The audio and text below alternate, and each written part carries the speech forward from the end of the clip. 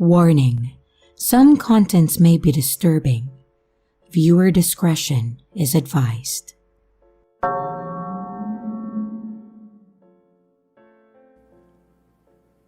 Last May, a few of my friends and I decided to have a birthday celebration for one of our friends that was turning 19. Her birthday was on Friday the 13th, so she wanted to do a sort of Halloween theme with all of us in costumes and then go to a local bar. So, we got all dressed up, some of us in a little more sexier looking costume, and some of us in some dumb costumes. So there was a total of 5 of us. The birthday girl, Mandy, was a witch. Angel, dressed as an angel. I was a zombie. And Cassie and Leila were ketchup and mustard bottles. We all met at Mandy's house and started with a few shots. Cassie didn't really drink, so she was our designated driver that night. And after we had our liquid confidence, we headed out to the bar, no longer fearing what people would think of us being in fall costumes in the middle of May. When we got there, it was actually quite the opposite of what we expected. Some of the patrons took pictures and asked us what the occasion was, and even bought us some drinks, so we were genuinely having a good time there. However, at one point, there was a group of guys that came in, 3 of them. It was one of those moments where they opened the squeaking door, so we all looked and then continued dancing and laughing. As with everyone else that was there, they were staring at us off and on until they finally approached us. They made some cheesy comments about the angel costume and then asked us why we were dressed up, so we again explained that it was for a birthday. They wished her a happy birthday and then bought us all drinks as well. We thought that would be the end of it, but they seemed to linger around, just watching us. None of us were really giving them any attention. Cassie and Layla were dating, and I had a boyfriend, and Mandy and Angel were just doing their own thing and having fun. So, there definitely weren't any signals telling them that they were welcome to stay and hang out with us. However, it was a bar, and no one reserved anything, so they had every right to be over by us too. We were in a smaller section in the back by the dartboard and pool table. And after a while, we all noticed that they would lean in and say something and then look over at us and nod or point. I think we all anticipated what they may have wanted, and we really weren't interested in picking up a date, so we decided to leave and then find another bar. But as we were walking out, one of the guys hollered out asking where we were going, and I said home. We found another bar that wasn't too far from the first one, and we went in to continue our fun. However, those same 3 guys came strolling in not long after us. We all looked at each other, making sure that we weren't crazy, and tried to pretend like we didn't see them. This time, we sat at one of the back tables and decided to order something to eat so we weren't just running on alcohol. But it was only a matter of time that these guys would finally come over, and of course, one of them sat in a chair next to me, and one sat on the other side next to Angel, and one continued standing. They asked us how old we were, and we were hoping if we were honest that they would just leave us alone, knowing that we were still pretty young. But instead, they seemed pretty happy with this idea. They made comments on how good we all looked and offered to buy us more drinks while slipping in the comment about how we must still want some since we lied about going home. I then said something about wanting to get something to eat before going home, which is why we ended up at that bar. But ultimately, we all declined the drinks, now no longer feeling comfortable around them. We ordered a plate of nachos to share, but when it arrived, no one immediately touched them due to the awkwardness of the air. So the guy closest to me pulled them closer and started eating them. And as they were devouring our nachos, they started laughing and talking about themselves, and we didn't know what to do about it.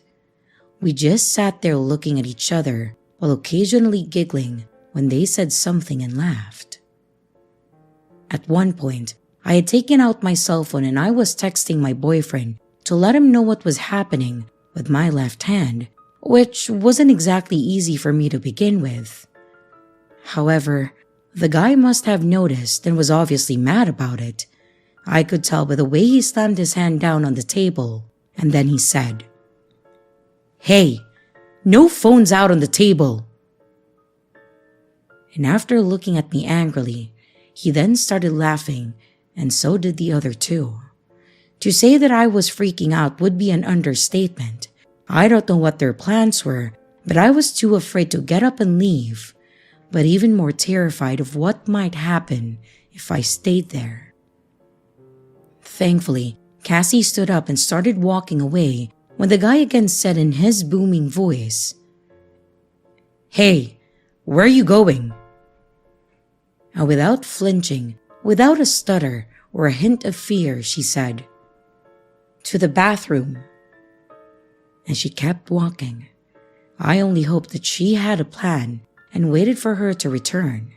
It probably felt a lot longer than it actually was, but she finally came back and without acknowledging them, told us that we should go. We all nodded in agreement, but we were all waiting to see who the first person to stand up would be. And that's when Angel shot up real quick and walked towards Cassie. The guys then tried inviting us back to their place for more free drinks, as if they hadn't already terrified the hell out of us. We all declined and finally got the courage to stand up and started walking towards the front of the bar. And of course, they were following right behind us as if they were part of our party. That's when we noticed Cassie's whole plan coming together. At the front of the bar was her dad, in full police uniform, greeting us with open arms. He apologized for being late and then immediately followed up with, "Those guys with you?" We all looked back and noticed that they were just standing around, trying not to make eye contact with us. He then followed us outside, and we were all thanking Cassie for her quick thinking and for him showing up to save us.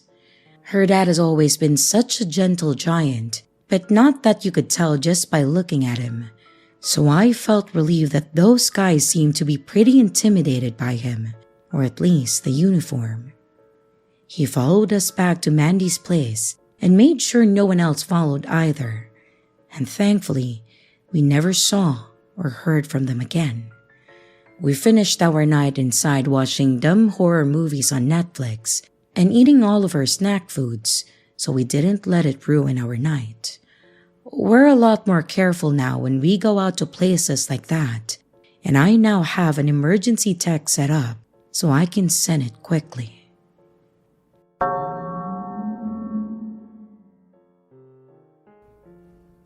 I, a 20-year-old female, was in a new city, trying to navigate back to my hotel. It was beginning to get dark outside, so I started getting anxious and I picked up my pace, even though I was on a main road and there was still lots of people around me. In my rush though, I turned down the wrong road. After a very short amount of time, I noticed that the road looked pretty empty and it was definitely darker further down. It gave me the creeps, which made me realize that I turned down the wrong road, so I turned around to go back to the main road. That's when I noticed that some guy was walking close behind me. I'm not exactly sure how to explain how close he was. Not so close that he was in my personal place, but he was close enough for me to freak out. He looked creepy too. He was wearing a black sweater with a hood pulled up, and his hands were kept in his hoodie's front pocket, and it looked like he might have been holding something too. I only got a glimpse of the front of him because right after I turned around, he quickly turned around too and then speed walked away from me, back onto the main road, and then vanished around a corner. I don't know if he was stalking me, but it was weird as hell. Why did he turn around right after I turned around? And why did he walk away like that? Did he suddenly realize that he also went down the wrong road?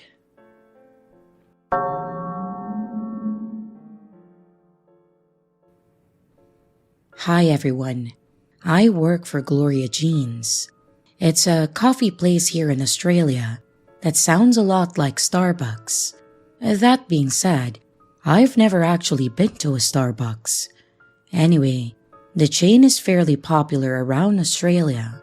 I've worked here for about 2 years now, and I started when I went to university studying women's studies. I'm still working at Gloria Jeans because the cost of living in Australia is so damn expensive, so I need it as a side job.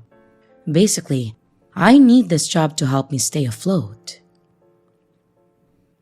I was serving in the morning rush of people who were waiting with various degrees of patience for their morning coffee, when I noticed a woman that I hadn't seen before. I asked her for her order, and to be honest, I don't remember what it was or her name. It's hard to remember it all, you know. The morning rush was over, and she was still there. There was nothing weird about her, and she didn't give us any trouble like our Karen or Darren characters would. I asked her if she was okay, and she asked me how I was doing. I said I was fine, just the morning rush can be a little bit intense. She asked if she could ask me a few questions, and since it was quiet, and management likes it when we have good rapport with our customers, I agreed with her. She asked if I had a partner, and I said no, not at that moment. I swear, her face lit up. So far, nothing was super weird except that. I apologized to her, and I told her that I wasn't looking for anybody, but she didn't look fazed at all. Each day afterward, she showed up and wanted to speak with me. It was really getting annoying. She would wait there all day and follow me when I had my time off work. I told her that I was on a break and I needed space to eat and rest. She sat at the table across from me, staring and eating her food. She hadn't done anything violent, just being really weird, you know? I asked her to be left alone, and she sulked and got up and left. But she was back again the next day. I talked to my manager about it, and he didn't take it seriously. One day, I had to take my car into the repair shop to get it fixed, so I had to catch the bus instead. I hate taking public transport, but it was either that or an Uber, and I wanted to save up some cash. Anyway, she was on the same bus, and then she got off at my stop. I had to sneak through different apartment blocks to hide from her, so she wouldn't know where I lived. I told my manager what happened, and finally, he asked her to leave the store. I tried ignoring her. One day, I had to work late and I was walking out to where I parked my car. 2 things were wrong. She was sitting on my car, and she was waiting for me. I said, "Hey, what the hell are you doing?" And she said that she had been waiting for me and that she had missed me. I told her to leave me alone and I drove home. Well, this was where I made a big mistake. I didn't realize that she put an AirTag on my car and then found out my address. Over the next couple of months, I was sure someone was looking through my windows. One of my plants was also stolen. I'm not sure if it was her or not. And I noticed strange little bottles on my front step. It was incredibly strange. I didn't see her at my house until I realized that I forgot to take the bins out, so I did that. I came back inside, I closed and I locked the door. And then, I came back to see her sitting in my living room. I let out a scream when I saw her and the maniacal grin on her face. She told me that she had been waiting so long for this, So I ran to my phone and I called the cops while she tried to take the phone from me, screaming at the top of her lungs that she loved me and that I was hers. I was backed up into the kitchen when she grabbed one of the knives, threatening me with it, and I punched her to get her away from me. That crazy bitch started slicing into her own arms. It was the most insane thing that I have ever seen in my life. My neighbors heard the screaming, and the police and the ambulance came to take her away. She had lost a lot of blood, and surprisingly, the cops got her to drop the knife. I don't know what I would have done if they were forced to kill her in my home. She was arrested, and I think she was sent to a mental health facility. I do hope she's okay, but I'm just happy to be done with it.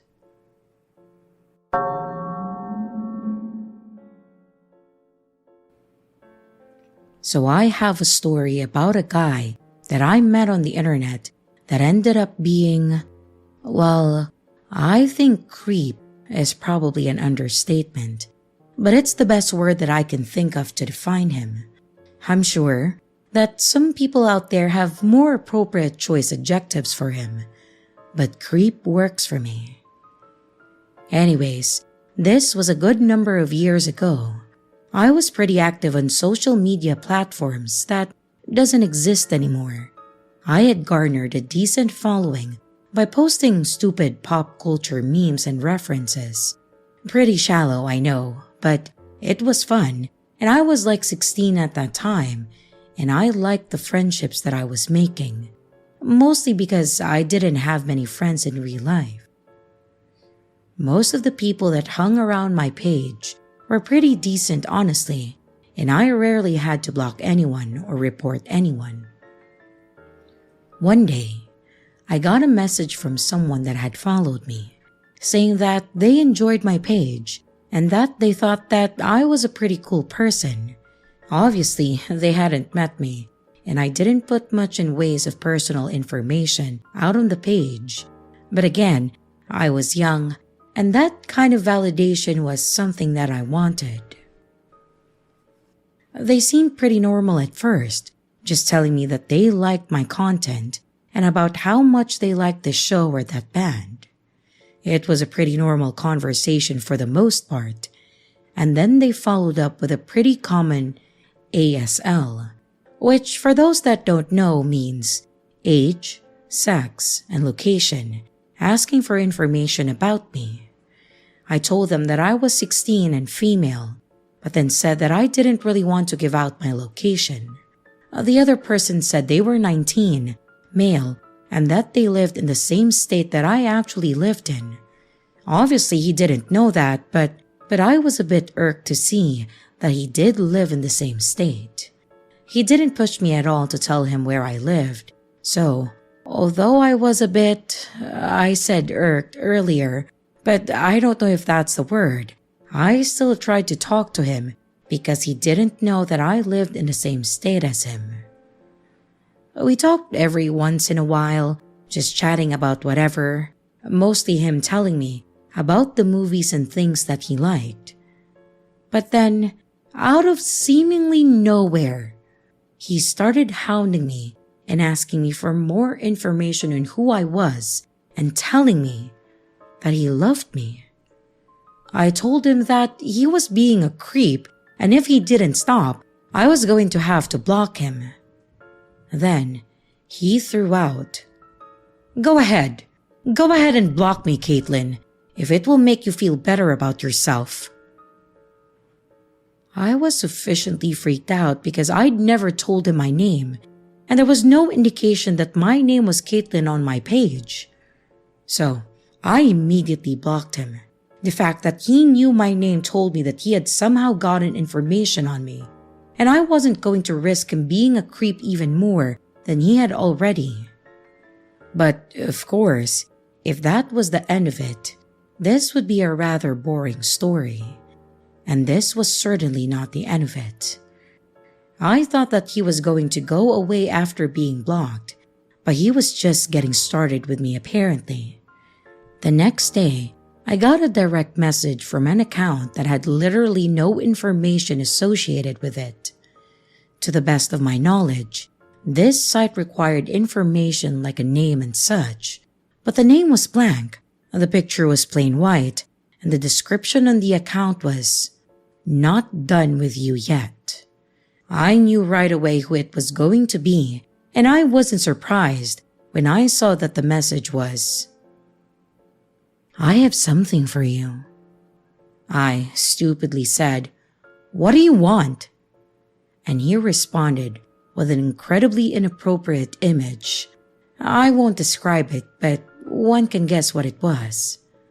I blocked his account too, but it didn't matter. Every other day, he was messaging me with gory images, naked pictures of himself, and other various disgusting images. It hit a point where I ended up logging off my account entirely and just basically forgetting it existed. For about 2 weeks, this was sufficient enough to stop him from being able to harass me. Until I checked my email one day and saw a message from an email address that was just random characters. And sure enough, when I clicked that message, I knew it was him. The message was a picture of me from the prior year's school yearbook. It had my first and last name, my home address, my school address, and another very disgusting photo of a part of his body. This was where I knew I had to end this. I needed to get someone else involved. I ended up bringing it up to my mom. I was a bit slow with explaining it. But after a while, I basically just put it out there that this guy now knew where I lived, went to school, and had my full name in my picture. I showed her the email, and she told me that we needed to tell my dad, and that he said that we needed to take it to the police. Thankfully, the police did take it very seriously because this was a fairly credible threat, and he was sending adult content to a minor. We ended up making the report, and my parents basically told me that I wasn't allowed to use the computer anymore, and they informed my school of the situation too. That way, if someone was found around the school, or if anyone came up for me, they would know that it could be this guy. Even worse, that's exactly what happened and how this all ended. It was about 2 weeks later, and there was an announcement over the intercom that the school was going on lockdown and that all students needed to remain in the classrooms. We were all a bit curious and scared. This was the early 2000s, so it wasn't a common thing to have to go through these kinds of things. After several hours, they announced that the lockdown was over, and then my teacher got a call and then they asked me to come to the office. When I got there, my parents were there, and I had to sit with them, the administration, and also the police to discuss my situation. Apparently, this guy had come into my school and told the front office that he was my uncle, Ronald, which was my uncle's name, and he was an emergency contact for me, and that he was there to come get me out of class for the day because I had a doctor's appointment. Thankfully, the front desk knew my uncle and had his picture on file on the computer, and this guy was not him. Plus, they knew that there was a potential threat with this rando, and they asked him to wait in the lobby while they called me down. They then called the school resource officer and immediately cuffed this guy. A fun fact about this creep, he was in his mid-40s, not like 19 like he said, and he didn't actually live in the state. He was from Texas. I know I didn't mention where I live, but it was nowhere near Texas. Which meant that he already knew where I lived when he asked, and that's why he said that he lived in my state. I have no idea what this guy's intentions were, though I can kind of make some incredibly disturbing assumptions. But I'm glad that I ended up talking to my parents about it. I was banned from the computer for something like 2 years at my house, and I was fine with that. It was nice having the validation of strangers, but it clearly came at the cost of my own safety and security. and that was absolutely not worth it. In the end, he went down for a number of things, including for the content he had on his hard drive, and I don't think he's going to be getting out of prison, like, ever. I'm thankful for that, because I never want to meet him, ever, again.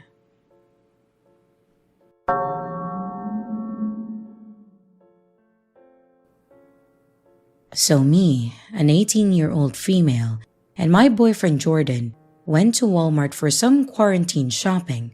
You know, stuff to keep ourselves entertained, some basic health supplies, and most importantly, aromatherapy materials for me. Something important to this shopping trip is that I have extremely high anxiety and a bit of a paranoia disorder from abuse that I suffered as a child. This is important to note for two reasons. One, it's the reason that I went to the candle section in the first place, as I use aromatherapy to help with my anxiety. And two, with my paranoia, I often downplay dangerous situations in my head because I make myself think that I'm overreacting when I'm not. Now, on with the story. As Jordan and I were walking through Walmart, I thought I noticed a guy trailing us. I thought nothing of it and chopped it up to me being paranoid and decided not to tell Jordan, which I would later regret. Despite my internal decision that I was just being paranoid, I decided to test my theory and told Jordan that I wanted to go look at the stickers. We went into the sticker aisle and the guy walked past us, looking at us as he did. After the guy was out of sight, I broke down crying, but I didn't want to alarm Jordan, so I told him that the virus was just really stressing me out. Jordan calmed me down and we went on our way to the candles.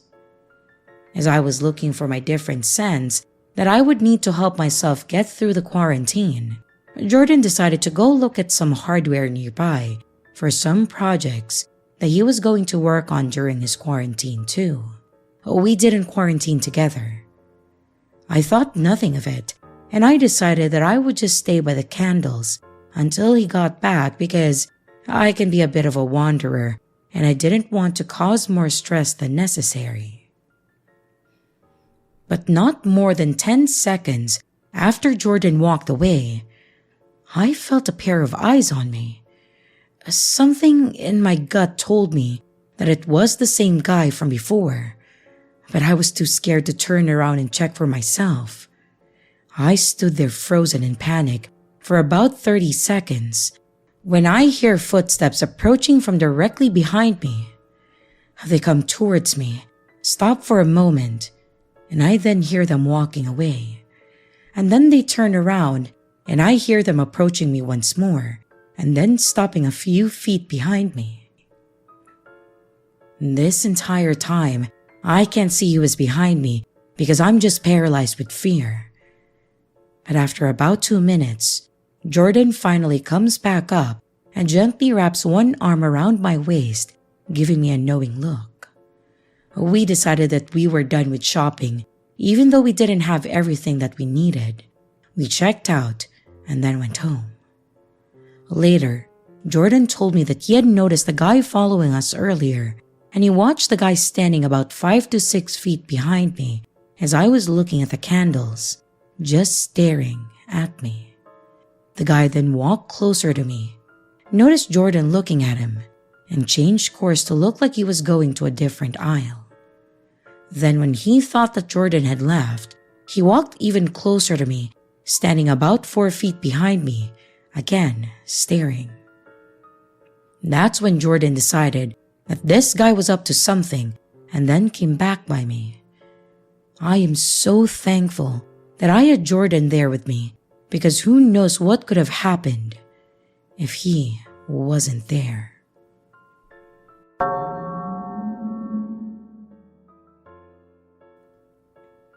This is a story that pops back up in my mind from time to time.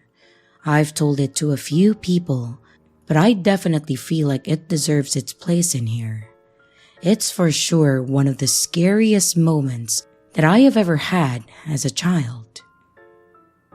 Back when I was around 10 years old, my mom finally decided that it was time for her to start taking her driver's license. When she began taking lessons, she was struggling a lot.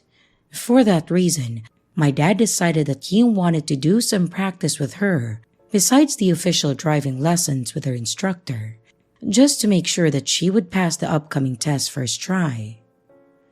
My little brother and I were attending swimming lessons at this nearby university at that time. Behind a forested area near the university lays this huge student parking area surrounded by trees, which turned out to be basically empty every weekend. My dad saw the opportunity to take my mom here to drive around for a bit and practice, and brought my little brother and I with them since we were too young to stay home alone. So we brought a football with us. When we arrived to the parking lot later on in the evening, my parents began their practice. My little brother and I quickly got bored though, so we asked if we could go over to this little grass field on the side of the parking lot to play some football. My parents let us, since they'd always be able to keep their eyes on us while driving around. And after playing for some time, my parents ended up driving around in the other end of the parking lot. They were approximately 300 to 400 meters away from my brother and I. But suddenly, this white Toyota pulls into the parking lot. We were playing almost right at the exit or entrance. The car turns around and then stops on my right side with a vehicle facing the exit. The driver rolls down his windows and presents himself as Thomas. He looked friendly, he was good looking, and he was also young. I guess maybe around 30. Well, this is where things started to get weird. On the passenger seat was a woman covering her face with a newspaper. All I could see was long blonde hair, and on the back seat was a baby sat in a baby chair. Thomas immediately states that he is from the police and that we have to get in the car immediately as he has to talk to us. My brother actually took 2 steps towards the vehicle, but I stuck my arm in front of his chest as I was sensing that something was really off about this. The woman was still covering her face at this point, not saying a word. Thomas then raised his voice and then told us once again to get in the car, or else he'd had to come out and get us. My brother and I froze out of fear. Suddenly, the woman put the newspaper down, showed her face and told us in the most calm motherly voice to just listen to the man, okay? The woman looked young and pretty, like a person who wouldn't hurt a fly. But at this moment, I began screaming as loud as I could. What we hadn't seen at that point was that my dad was already running as fast as he could towards us. He was coming from behind the vehicle, so we didn't see it. My parents didn't have time to drive to us since the road down the parking lot was twisted all the way. When my dad heard my scream, he started yelling as loud as he could, saying, "Hey! Who the fuck are you? Get the fuck away from my children!" And as soon as Thomas heard my dad and realized that my brother and I weren't alone, he threw his car into gear and took off as fast as he could. He most definitely looked like a person who shat himself when he saw my dad. My dad was furious and told my brother and I to hurry back to the car. He didn't even think about calling the police at that point. He just wanted to beat up that guy himself. That resulted in us driving around for the next hour, trying to find him before my dad cooled down and decided that he should probably just call the police. We never found out who these people were. But this episode taught me to never judge a book by its cover.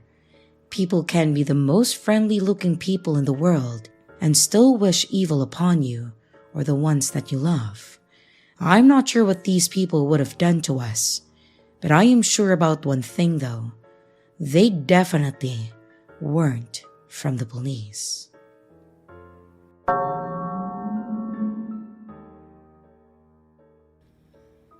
A couple of years ago, my boyfriend planned a surprise birthday party for me, and I was sufficiently surprised by it. It was also where this story of mine took place. Well, to go back a little bit first, my boyfriend and I have been together since high school. After we graduated, we started attending different colleges, and he was a few hours away, so he was staying in the dorms. I was attending a local community college, so I found an apartment within my budget with the plans of my boyfriend moving in when he was done. College was fine for the most part. It seemed like the normal school stuff. I met some new friends, had some from high school attending there too. The schoolwork and the teachers were fine as well. But there was one guy that I could never really get away from though. That was Ricky. Ricky was in the same program as me, so I saw him a lot. One of the classes had a project that we had to work on in groups, and I was paired with Ricky and another girl named Micah. Micah was pretty cool though. She was typically more reserved, but she was kind and very smart. I was happy to be on her team, really. Then Ricky, he seemed like he was trying to show off since he was teamed up with two girls.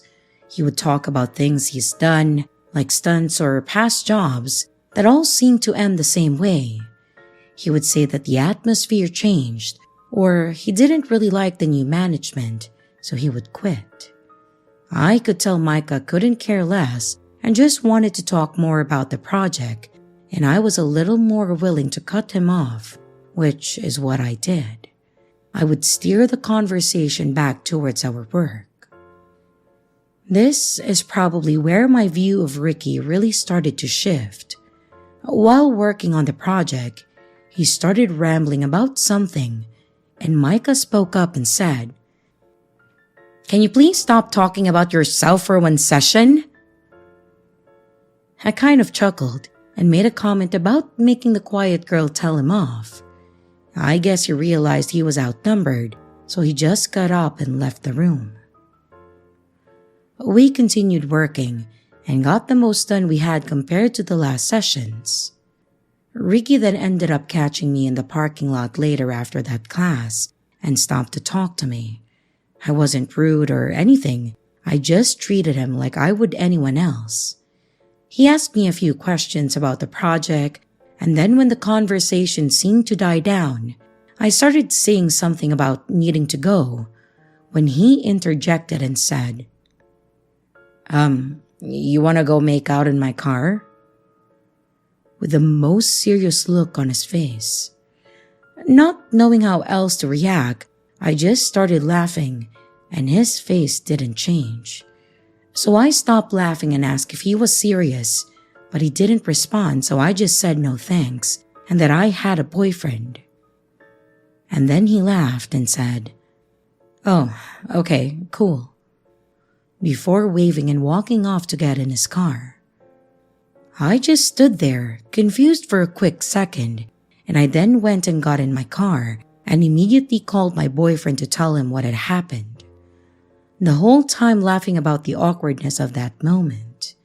My boyfriend laughed too and thought that it was weird, but then asked if he had ever done that before or tried flirting with me or someone else, and I told him not that I was aware of.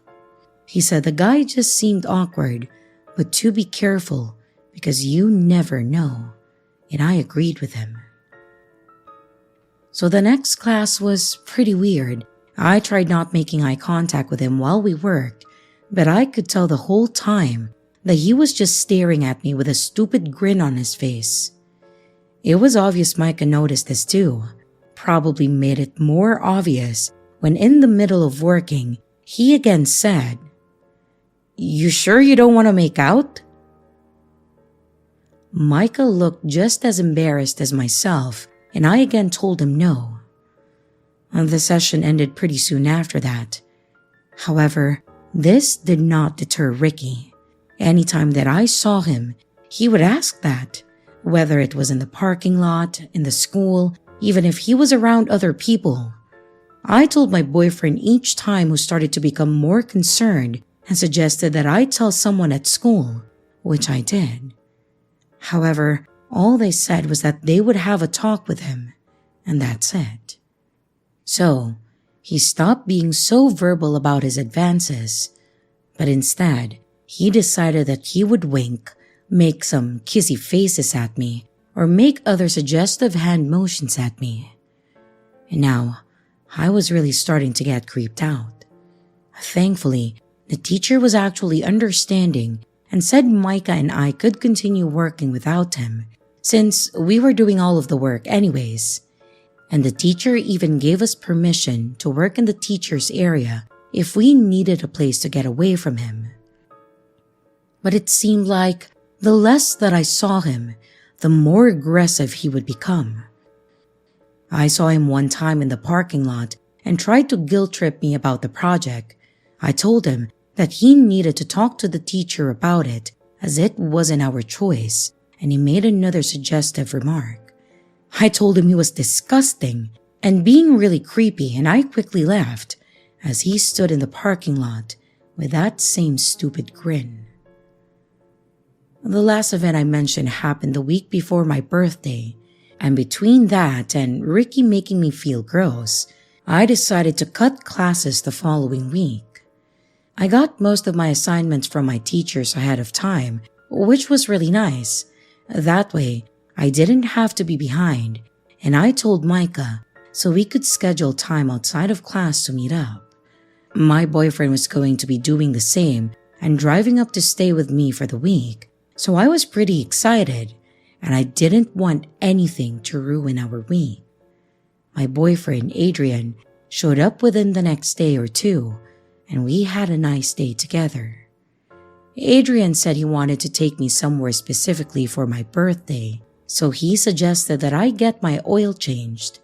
I had a better car, so we usually drove mine when he came up. He also encouraged me to go meet up with Micah that day in case I didn't feel up to it after my birthday celebrations. I was talking about the adult things that I wanted to get out of the way, so we had more time to spend together. So this was a load off, knowing that he was okay with me doing this all on the same day. So he sent me off with a hug and a kiss, and he stayed at my apartment and said that he might go visit with his parents. So the day went fine, and about the time that I was finishing up with Micah, I texted Adrian, and he even told me that I could invite Micah back and we could all go have dinner or something. I thought that it was convenient because she had asked me if I wanted to grab something to eat anyways, so we headed back to my apartment. Then, neither of us were expecting to have people scream surprise as I opened the door. This man had this whole party planned out, and I, none the wiser, thought that he was just being nice and having me do all this stuff. Anyways, the party was great. There were probably about 15 or 20 people there, including both of our parents and friends. And when we did the cake, Adrian was teasing me about something, and I ended up putting cake on his face. This started him trying to wipe it on me, while others around us were taking pictures and laughing too. It was legitimately a great time for me. But shortly after this though, while I was wiping my face off, Micah came over to me and softly asked if I invited Ricky or if my boyfriend was friends with him by chance. I was at first confused by this because she knew how creepy he was being, and even if I knew about this party, I sure as hell would not have invited him. She motioned towards the living room, and I rushed in there to see him helping himself to the food on my table. I had so many things circling in my head. The people here were all pretty close friends, including only 2 from the college that I had met. So the people that were here were invited either by text or a Facebook message. I had no idea how he found out about the party, and even more concerning, how he knew where I lived. I didn't want to cause a scene, and to be honest, I didn't know how he would react, so I just said his name. He looked up at me and said something along the lines of, "Oh, haha, there's the tease." I asked him what he was doing here, and then just bluntly said that he wasn't welcome here, and he started going off, saying some pretty nasty things about me. I was scared, I was angry, and I was embarrassed since our parents were there. Adrian had gone to the restroom to clean up, so he walked out while this was happening and tried asking what was going on, but I think he figured it out pretty quickly. He started approaching Ricky, telling him that he needed to leave now before we called the cops, and his face lit up. He really said, "Oh, is this the guy you've been cheating on me with?" Then, he tried making these crazy accusations of us. Not only were they completely false, but I could feel myself getting red as my parents and his parents were looking like they were getting uncomfortable. Adrian started getting a bit more aggressive towards him and pushing him towards the door, and my dad also started walking towards the door too. Ricky tried to give one last hurrah, saying he would fight Adrian for me, and then pulled out a knife. I was terrified at this point, and there were a few of us shouting, but thankfully, nothing else happened. My dad used to be a security guard, so he managed to do something to make him drop the knife, and Adrian helped knock him to the ground. They had him restrained pretty well, and I went to grab my cell phone to call the cops. The whole time, Ricky is still going on and on about things he has done to me and wants to do to me, to the point that Adrian ended up hitting him in the head pretty hard. It didn't knock him out though, and he just laughed. That felt like forever, but the police finally arrived and arrested him. And after they left, we tried to pull the party back together, which was pretty rough for me. I had locked myself in my bedroom for a bit because, yeah, I was pretty embarrassed, mostly by the things he was saying.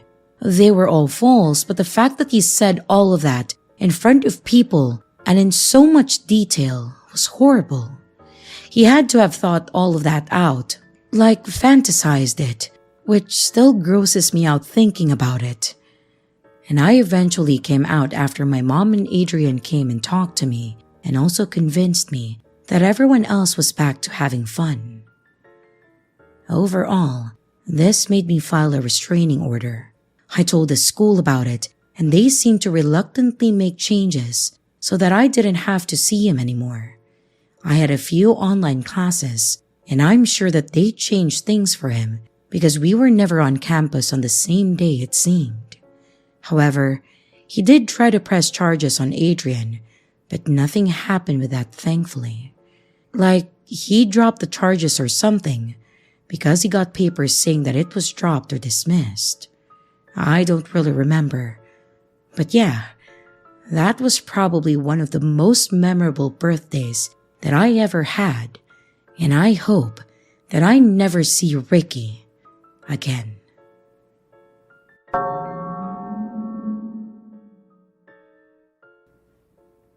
I'm using a throwaway account, so if my stalker is reading this, he doesn't get insights into my current life from the usual Reddit activity. Yeah, I'm that paranoid. It's a very long story, but I feel like I'm doing myself a disservice if I don't write things out from the beginning. I've wanted to write about this for a long time now. It's such a nuisance of a situation, and it seems like any time that I find a semblance of mental peace, this piece of shit comes out of the woodwork to make sure that I still remember he's out there. This guy, let's call him Marvin, was in my circle of friends for a bit in high school and my early college years, late 2000s and onwards. He dated a good friend of mine, Alice, and we'd hung out both with her and with other friends too. We would sometimes smoke weed together and etc., but he and I weren't very close at all. He had some odd sense of humor, but I was kinda oblivious to the darker aspects of his personality till he cheated on my friend at a party. Well, according to his close friends, and then he lied about it. I was protective of my friends, and while I never interfered in their relationships, when my friend asked my input about it, I told her she deserved better than to be lied to. To be clear, even his friends said this to her, but she continued seeing him as a friend with benefits. We even hung out together in groups, but she mentioned to me many times that he's manipulative. Besides the cheating incident, she told me other instances of him acting callously. Once, when he was walking with Alice and her best friend, who he didn't like because he thought she was ugly, they dropped off Alice, and instead of walking her friend home, he just ditched her without saying anything. It was dark out. My friend also told me that the first time that they had sex, well, she didn't recognize it as assault at that time. Looking back, she realized he has raped her. He was very forceful and hurtful, and she didn't realize that was wrong because she was infatuated with him. He had a tendency to make silly homoerotic jokes, and this wasn't uncommon with guys that I knew at that time. He had gay friends and didn't have an issue with them publicly. But I remember once that this gay kid had a crush on him and was sending flirtatious comments on MySpace. Instead of just telling him that he's not interested or not actually gay, he flips out on him. He calls him a slur and viciously insults him in a tirade on his MySpace comment. Things started to get a little messier around 2010 to 2011. One day, Marvin gets into a car accident with his mom. His mom had some minor injuries. Alice had a great relationship with her, so she visited them. I don't know the full context, but something about the way the interaction went triggered Alice to tell Marvin that she thinks he's a sociopath. Probably the worst thing she could have done, but alas, out of my control. He's a good-looking guy and very fit guy, and definitely had some obvious narcissistic traits, but I'd never really learned much about sociopaths beside watching Dexter.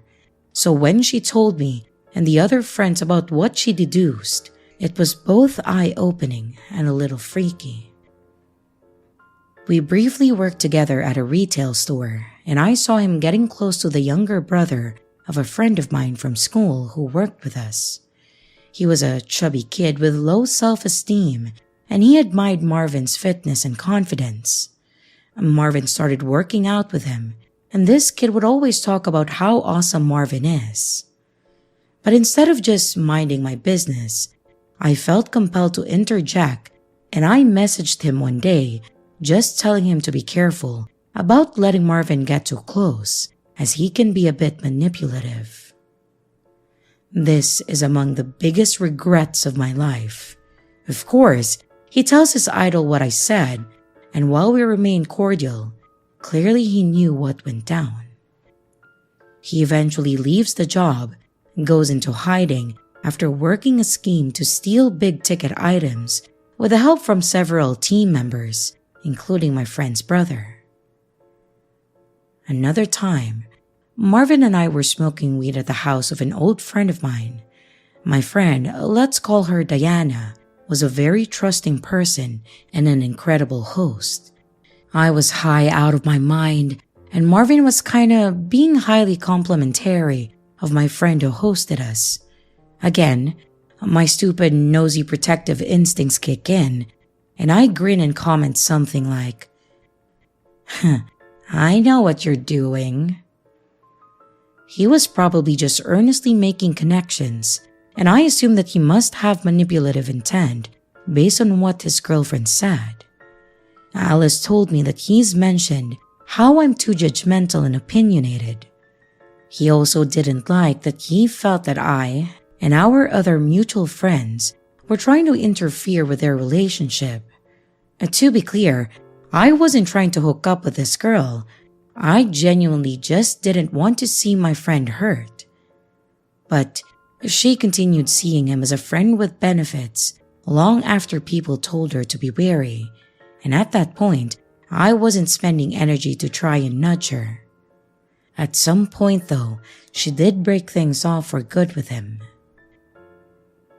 The timeline is a little messy here, but in between the above incidents, I get a text from Marvin saying that he took acid and came to the realization that he's a sociopath. He then tells me some sad story about his family and says if he can't make himself become empathetic and feel things deeply, he would just kill himself.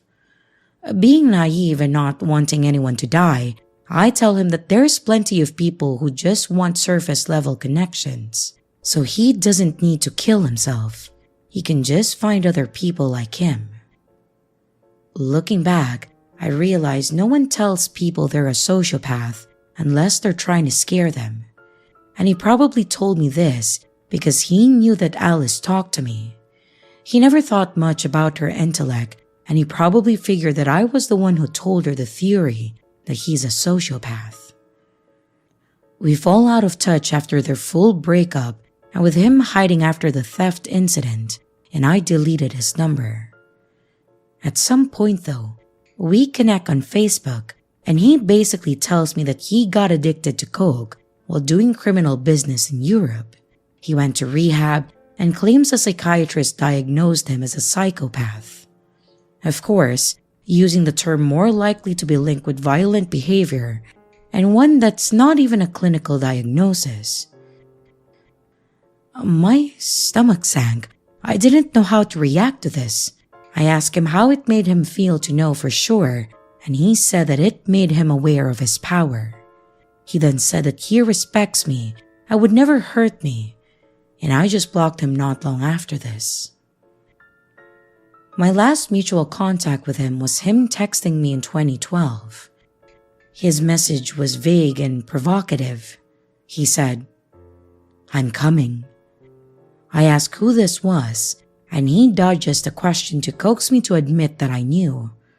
I asked what he wants and that I don't appreciate feeling threatened. He told me that I'm so defensive and that he just wanted to say hi to me. And I told him that I think it's uncool that he's trying to mess with me because I have a weaker ego than him. He says something strange about how I should never talk down about myself or something like that. Well, I just blocked his number again. This was 2012, and since then, 2 or 3 times a year, I'll get an Instagram follow request from a new profile he's created. Sometimes, it's obviously him, and sometimes, it will be a weird spam-looking profile, but following mutual or former friends. My heart rate goes up every time that this happens. Sometimes I don't block right away because I don't want to make it obvious how much this puts me on the edge. I usually keep my social media on private, but once, I opened my Twitter so I could participate in some contest, and I kid you not, within 3 days, a faceless account only following a few accounts starts following me again. He's made a Spotify account and followed me, and Spotify doesn't let you block people, so instead I just had to restrict what I share.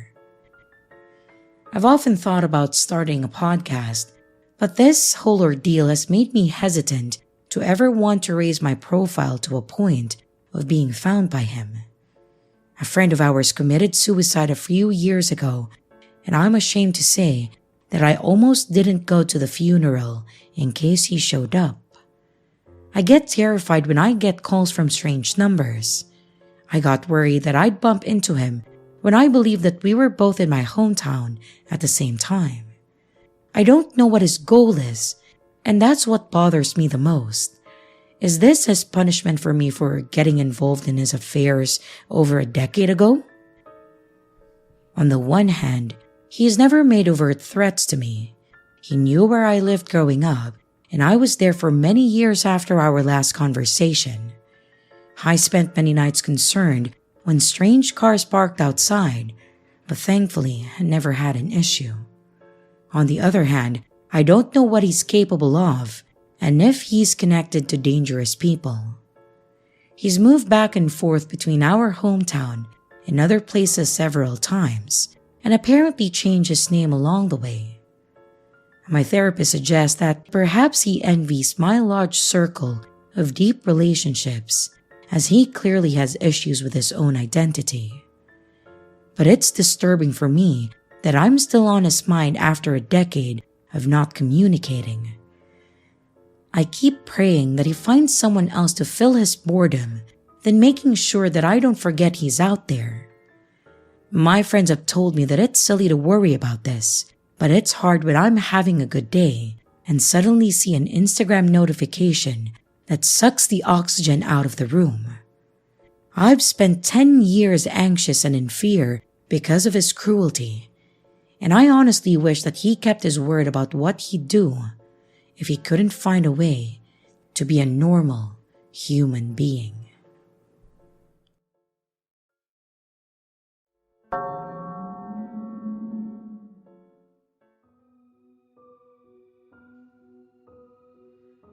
A 21-year-old female was visiting my cousin in a neighboring city.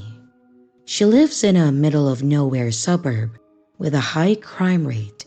Her specific area is more secluded and safer, but you have to ride the bus through the shady part first just to get there.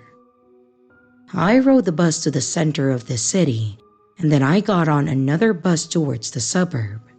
When I got on, I paid my fare, and I quietly asked the ticket guy to announce my stop. He said that it would be a long way. I huddled in a seat towards the tail of the bus, and I waited for the bus to depart, keeping a close watch over my possessions.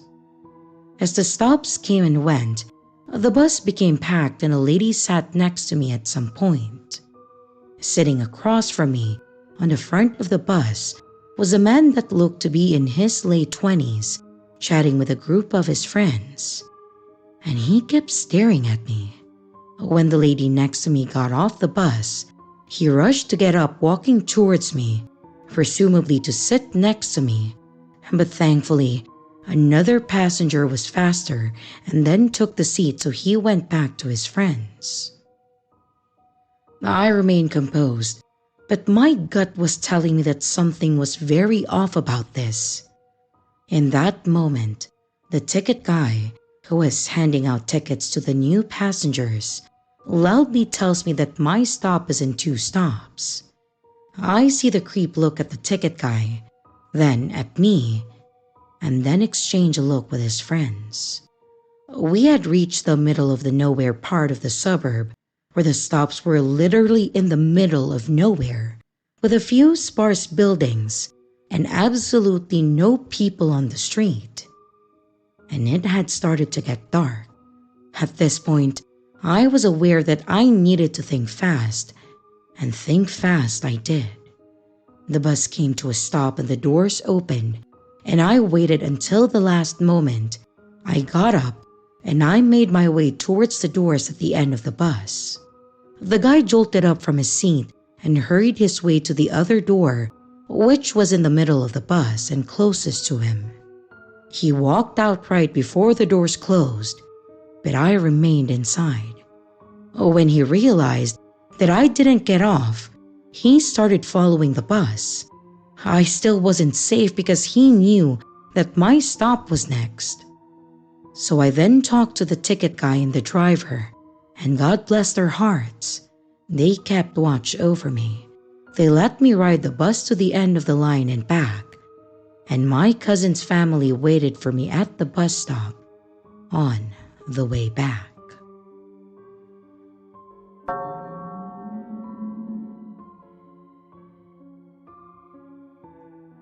At the time of this story, I was 14. As well as being younger, I had developed crippling anxiety and depression, and all I'll say is that I was, and still am, very vigilant about my surroundings. On this day, I had planned to stay the night at a friend's house. I had never stayed at her place before, it was always mine. And for you to understand the story, I need to explain the layout of this house. It was located on a sloped hill, and when you drove down a steep road, the first part of the house that you would see was big and expansive. It looked like an old mansion. If you continued driving down, you would be met with two semi-separated buildings. Both were small and rundown.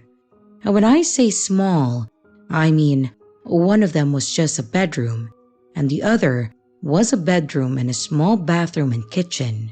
There were no doors inside, just a piece of cloth to separate the bathroom entrance from the kitchen. My friend's room was the bedroom, and her mom lived in the other section, which was the bathroom and the kitchen. The landlord of the property lived in the main house, which is the big mansion.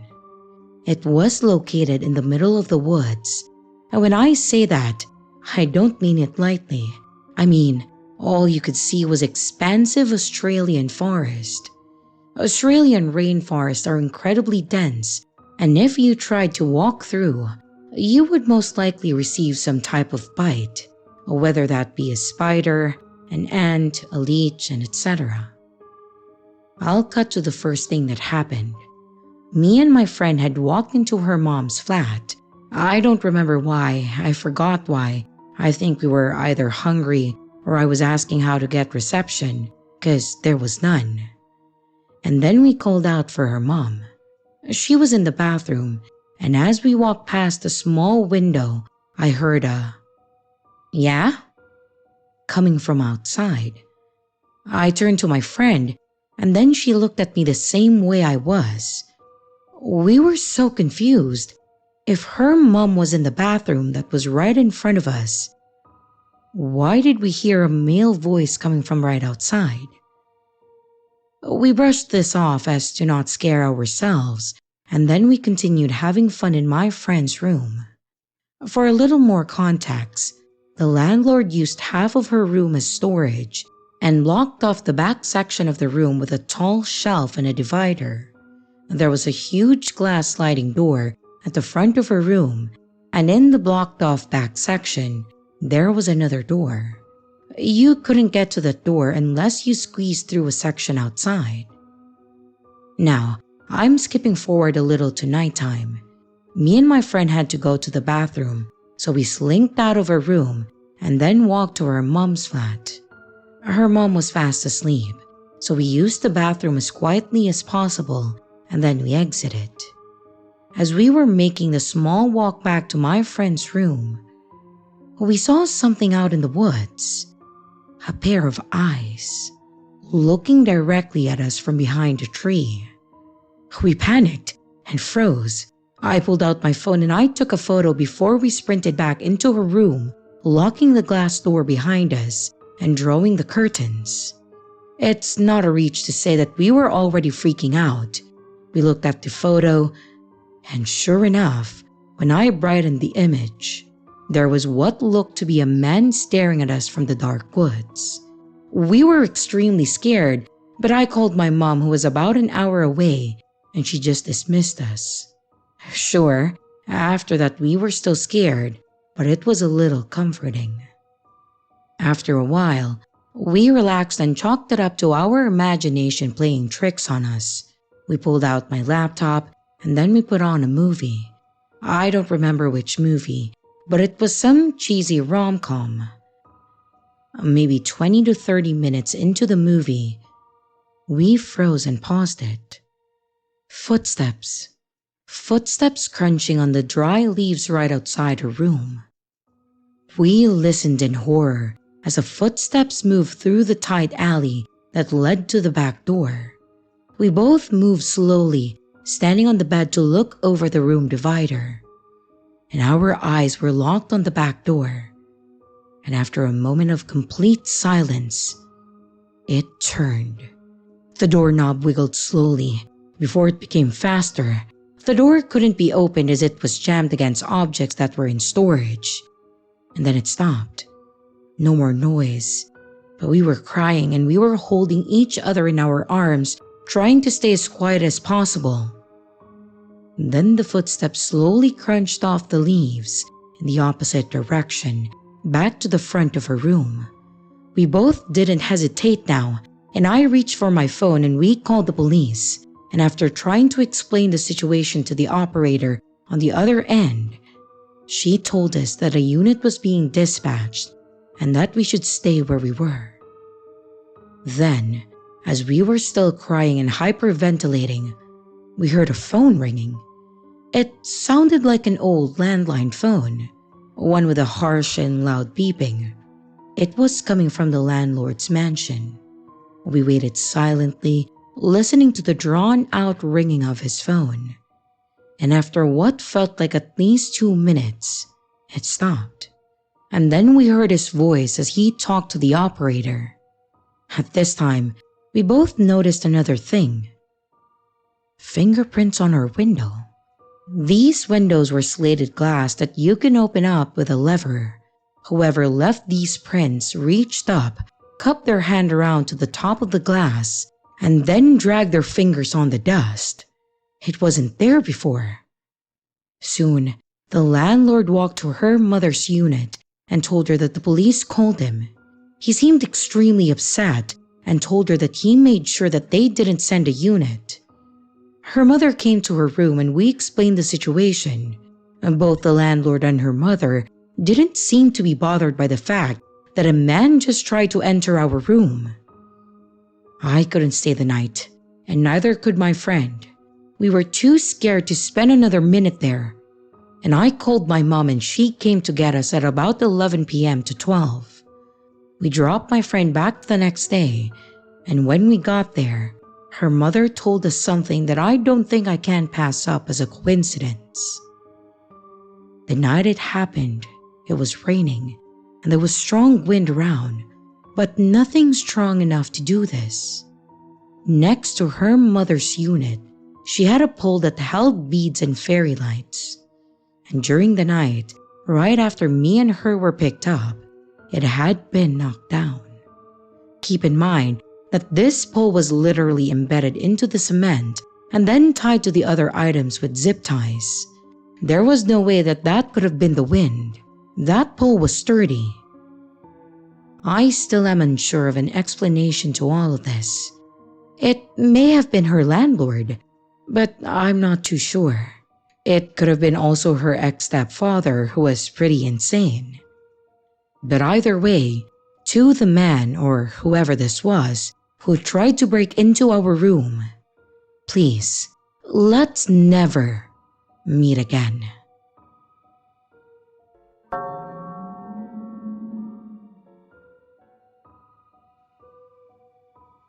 My female friend came to visit me for a long weekend, and I, a 22-year-old female, won't be letting her stay ever again. Backstory: we were friends for 3 months before we both moved to separate states and then continued our friendship virtually until now. It has been a healthy friendship with open communication. We have had our disagreements, but mostly always talked it out and then moved on. They mostly revolved around her believing that I don't open up enough, and for me, she does things that are inconsiderate at times, like being jealous of my long-term friends to their faces, and have an odd attitude problem at times. She can also be a bit obsessive and get upset when I don't text her for more than a day.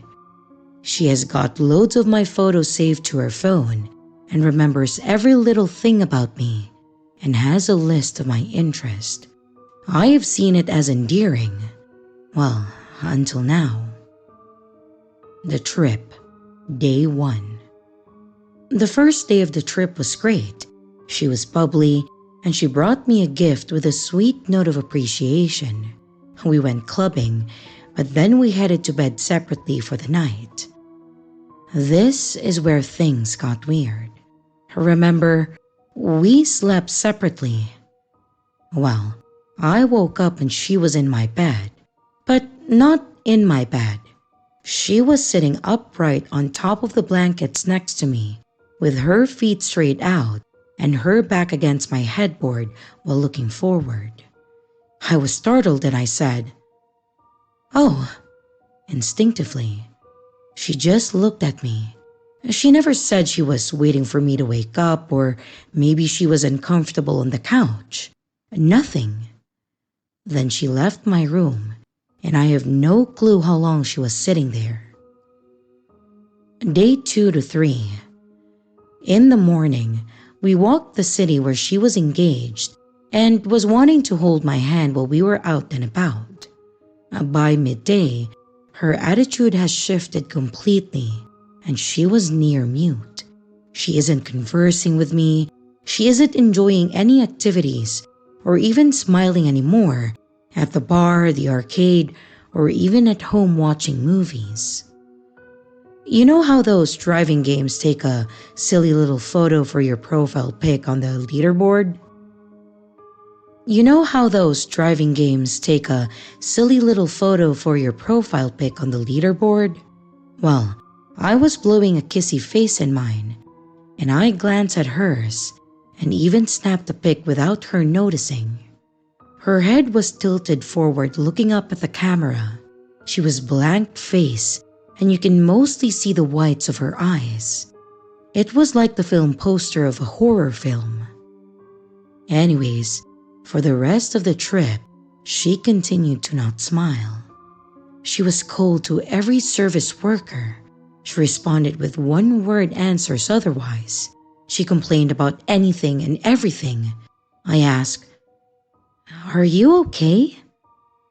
A couple of times, and she would just reply, "I'm fine.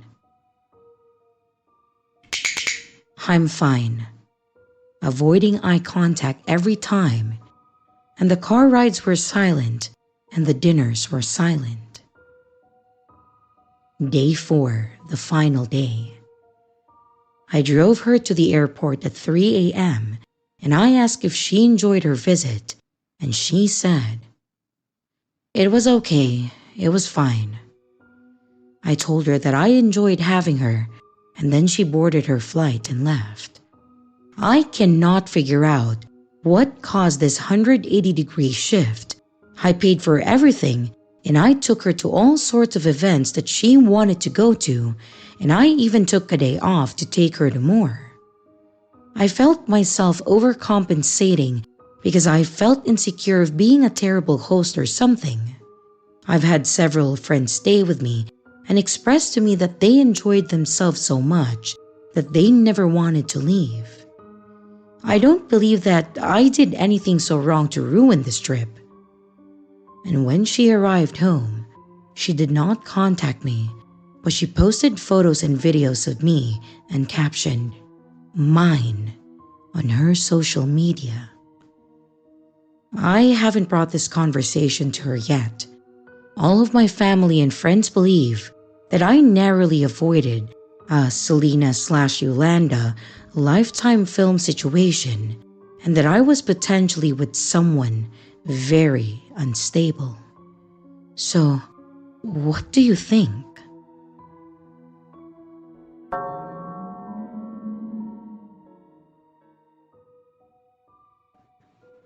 I'm a 23-year-old female staying with my friend who is also 23 and female for a couple of weeks in the town that I grew up in. She works at a restaurant, and without giving away too many details about the location, it's a plaza with a river nearby, a movie theater, restaurants, and boutiques. We entered through the parking garage, which has 3 stories, both elevators and stairs in it, and this will be important later. She had a 6-hour shift that day, so I decided to do some shopping, listen to music, and walking around before eating at the restaurant that my friend works at. I was sitting at the bar on the corner alone, just listening to music. A bigger man approached me. He had a security guard beanie on that was incredibly dirty and tattered up. He was muttering, and his eyes were barely open. And what I got from his muttering was, I like your... Is anyone sitting? but keep in mind that it was incredibly muttered. I'm just guessing what he was trying to say. All of this was said while he was switching back and forth between looking into my eyes and then staring at my chest. I told him multiple times that I couldn't understand what he said. After a bit of back and forth, I put the headphones back around my neck and then he left me alone. I told my friend about what happened immediately. I tried to shake it off, hoping that it was an isolated incident. But if this is where the story ended, I wouldn't be writing this, unfortunately.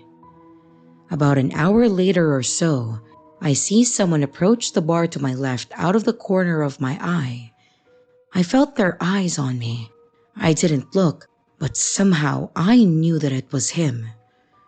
My heart started beating really fast, and I texted my friend and I told her that I felt really sketched out. I wanted to believe that I was misreading things and I was just letting anxiety get the best of me, but I couldn't shake the feeling. 30 minutes or so later, she gets off, and as we walk towards the parking garage stairs to get to our car, I saw him sitting on a bench, waiting for me. The benches aren't super close to the elevators. They're closer to the restaurant if anything. And the second that I spotted him, my blood ran cold. He saw us walking towards the stairs to the parking garage and then started running towards us. I was face to face with him by the time that we got to the top of the stairs. We booked it back to the restaurant and then used the employee elevator to get to our car. We also had an employee escort us to the car as well. The employee told us that there are a lot of cases of homeless people who walk around the restaurants, so I presume that he was homeless and just walking in and out of the restaurants until he saw me. I'm incredibly thankful that I trusted my gut and that I saw him. I don't know what would have happened to us if I didn't see him at first, but I don't want to find out. So to this stranger, let's not meet.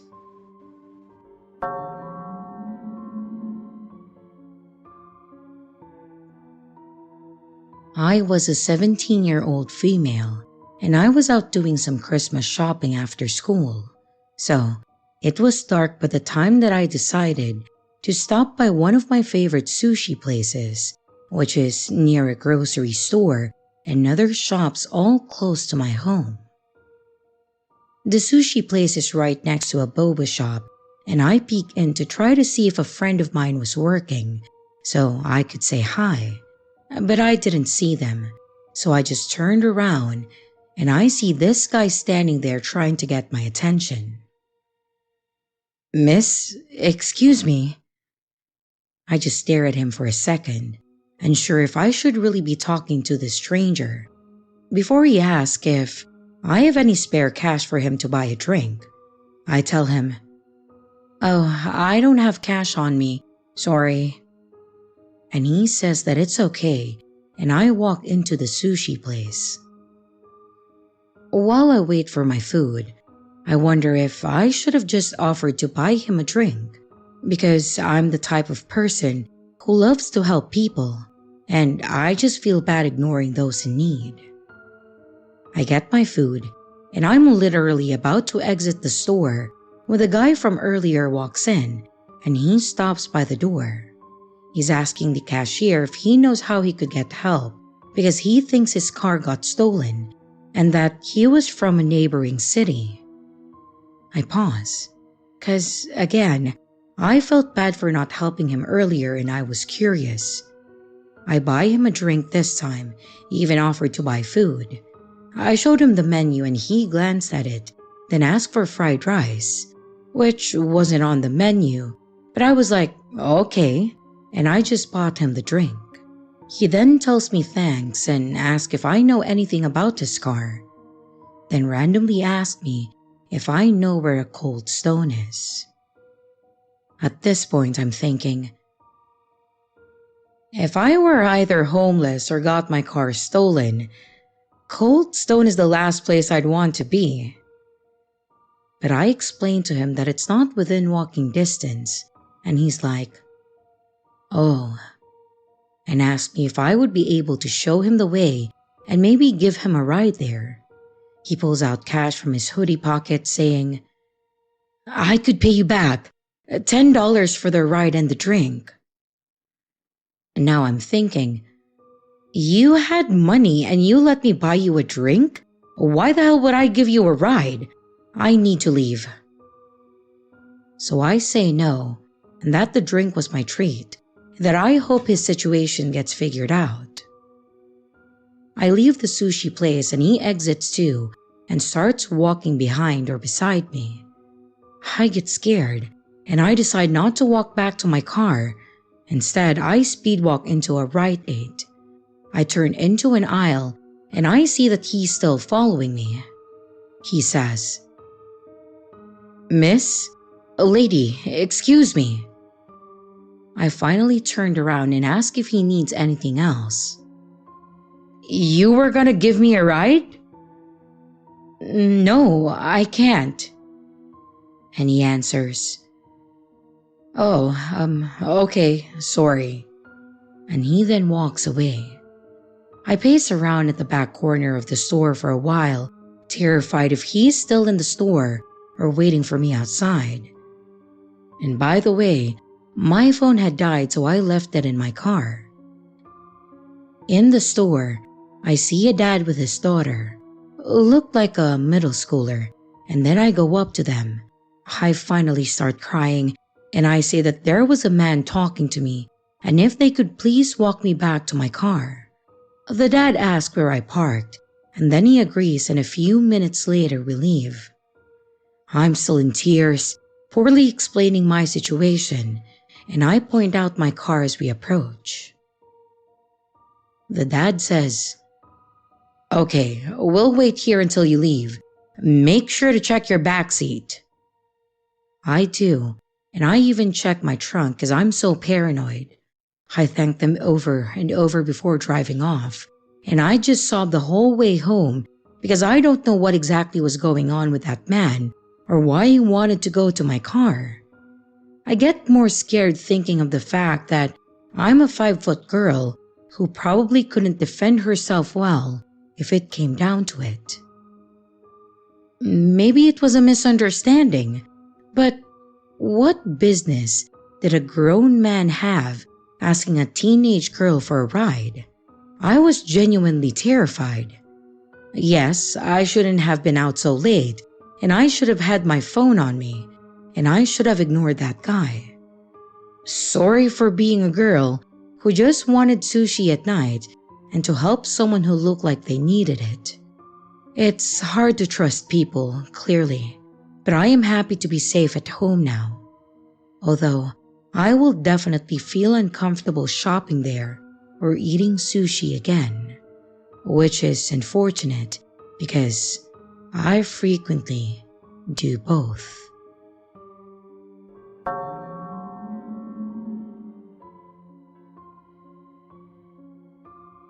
So for context, I moved into my new house about a year or two ago. I had lived in the area for a year before, but we were evicted due to the owners of our old house wanting to move in. I'm a young female and still living with my family, which makes the story even more weird and pedo-y. When you look out my window, you see my fence and then a house. They are up on a small hill, so the fence does not block anything. The first encounter that I had with this man was late at night. I was with some friends, while all of our parents were out at a party. I will say that me and my friends are old enough to be left at home. We were also responsible. We were just relaxing in my room with no light or music on. We had turned the TV off when we were alone. But then, we heard my dog start barking for a good 10 minutes. We passed this off because she barks at absolutely everything. I'm talking birds on the power line, a bug on the front porch, anything that moves pretty much. But then, we started hearing weirder noises like crunching, circling the perimeter of my room, and then scratching on the walls. I kid you not, the moment we started getting scared, the loudest bangs that I have ever heard start pounding on my glass sliding door. Me and the 3 others run out of my room to go look at what in the world could be making this much noise.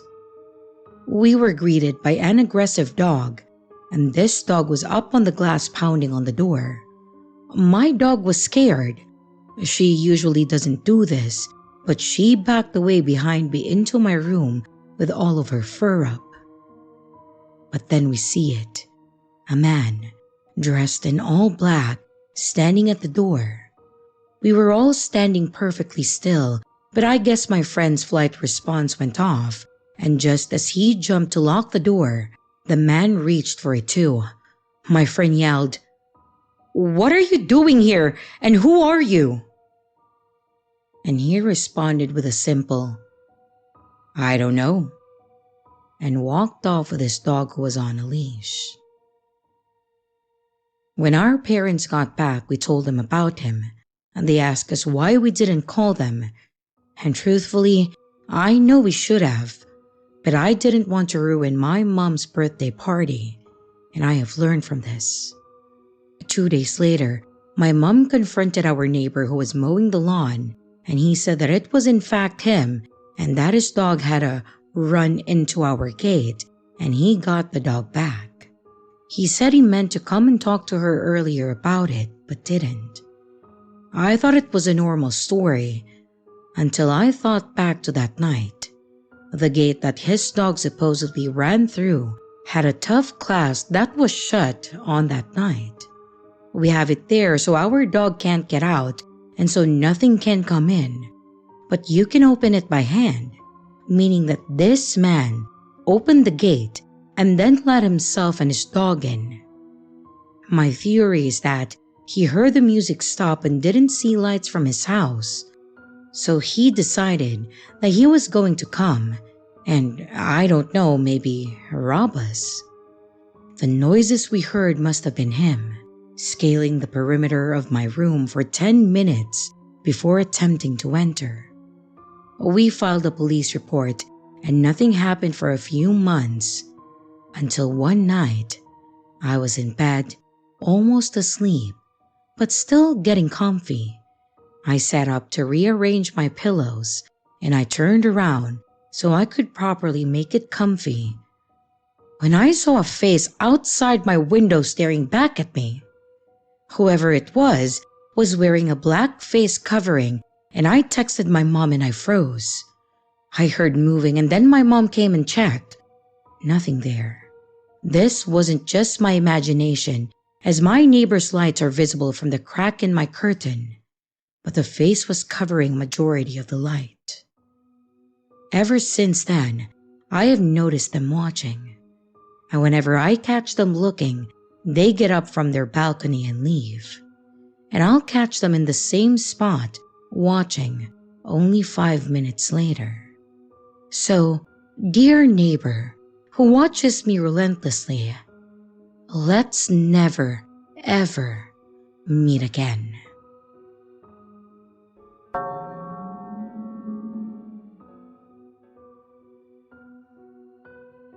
My sister and I have always loved to get together and go thrifting or yard sale shopping. It wasn't just shopping and getting new stuff for us, but we love finding old treasures that once held many memories for others. We love finding antiques and other items and learning more about the said items. We loved hearing from the previous owners when possible, and we honestly thought about starting a vlog with our finds in those stories. But this story isn't about one of those stories, unfortunately. This is a story of something we experienced on one of our shopping trips. This took place in 2019 in about mid-May. I remember because her daughter was in her last week of school when this happened, and we talked about how she would be with us after that week if we went. I adored my niece, so I was absolutely okay with this too, and I was excited to spend more time with her. I drove to her place, and we took her car and started around her area and then slowly branched out. We were probably about an hour into our trip when we came across a community yard sale. If you aren't aware, community or neighborhood sales are when a lot of people within the same neighborhood have a yard sale on the same days. It's a lot of fun and convenient for people like us who like to hit up a lot of different houses in one run. We could park our car on one side of the road, take our little wagon, and then walk around the block before making our way back to our car. We actually had gone through most of the neighborhood and then scored some good finds, but we were starting to get tired. We lived in the Midwest and it had been very humid, so we started taking the car to each home so we had less walking to do. We then pulled up to the next home with high hopes because of what we could see from my car. They had a lot of books, paintings, and toys, and we personally like obscure paintings to keep for ourselves. We found our share of valuable books and even items left behind in those books, such as pictures, some postcards, and newspaper clippings. And lastly, the toys. We've found a lot of ones that were never opened, as well as ones that were, but in great condition. We sold many on eBay for a lot more than we bought it for, and priced many more that we've kept. As we got out and then walked around, we made our way to the toys since there were so many. The owners must have had a little girl because there were a lot of girl-oriented toys. There was a dollhouse, a tub full of old Barbies, a kitchenette, and a play makeup set and other similar items. But then my sister gasped as she made eye contact with one item. It was part of a set for these toys that we collected as a child. As some of you may be familiar with them, they were called pound puppies. The set we saw was the old van that folded out and collapsed flat to be a play area for the little pups. You could also store some of them in it. I remember us both wanting to get this as a kid, but we never did. No hate on our parents. There were a lot of us kids, and knowing how expensive toys are now, I get it. But now we were reliving our childhood. She still had all of her pound puppies, as she had many on a shelf, and even more in a container in her basement. She could never part with them, and she was hoping to share them with her daughter. We were looking it over and discussing it when a man approached us and asked if we were familiar with the item. My sister, Ellie, turned her excitement to him and then started telling him all about how this van was always on our Christmas or birthday list. He explained that our assumption was pretty much right. The toy belonged to his wife, who then tried to give it to her daughter, but she hardly played with it, so she just wanted to get rid of it at this point. The tag said $10, so this was definitely coming home with us. As Ellie was fishing out the bills from her fanny pack, I grabbed our latest find, and then I walked it to the car. Ellie was still talking to the guy when I walked back, and as I got there, he mentioned to us that she had a whole collection of the little puppies in their spare bedroom, but they didn't have the time or space to bring it down yet. He asked us if we were interested and we could check it out too. From the look on Ellie's face, I knew we were probably going to go home with more. We agreed, and we followed him into the house as he motioned to a woman. I assumed his wife, and that he was going to show us the rest of the collection. We entered a home that was obviously well taken care of. It had a very nice rustic look to it, and you could also tell a kid and a dog lived there, based on the toy chest in the corner of the living room and the dog bed next to the TV. We walked through the living room and took a right up a set of stairs and then into a bedroom. That was definitely one of those catch-all rooms. There was a bed that was fully made, but then there were a few boxes and tubs stored in the corner. The closet doors were open and only had a few items that were wrapped in plastic sitting in them. The man then pushed the clothes to the side and pulled out a plastic container that probably stood about 3 feet tall. It had drawers and doors that opened in all different sides with labels on them.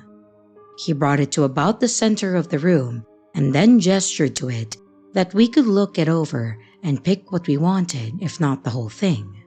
Both of us were super excited about this, and we started opening the little containers to see what all was there. It was really exciting. We found a lot of items that brought back memories, and others that we had never seen before.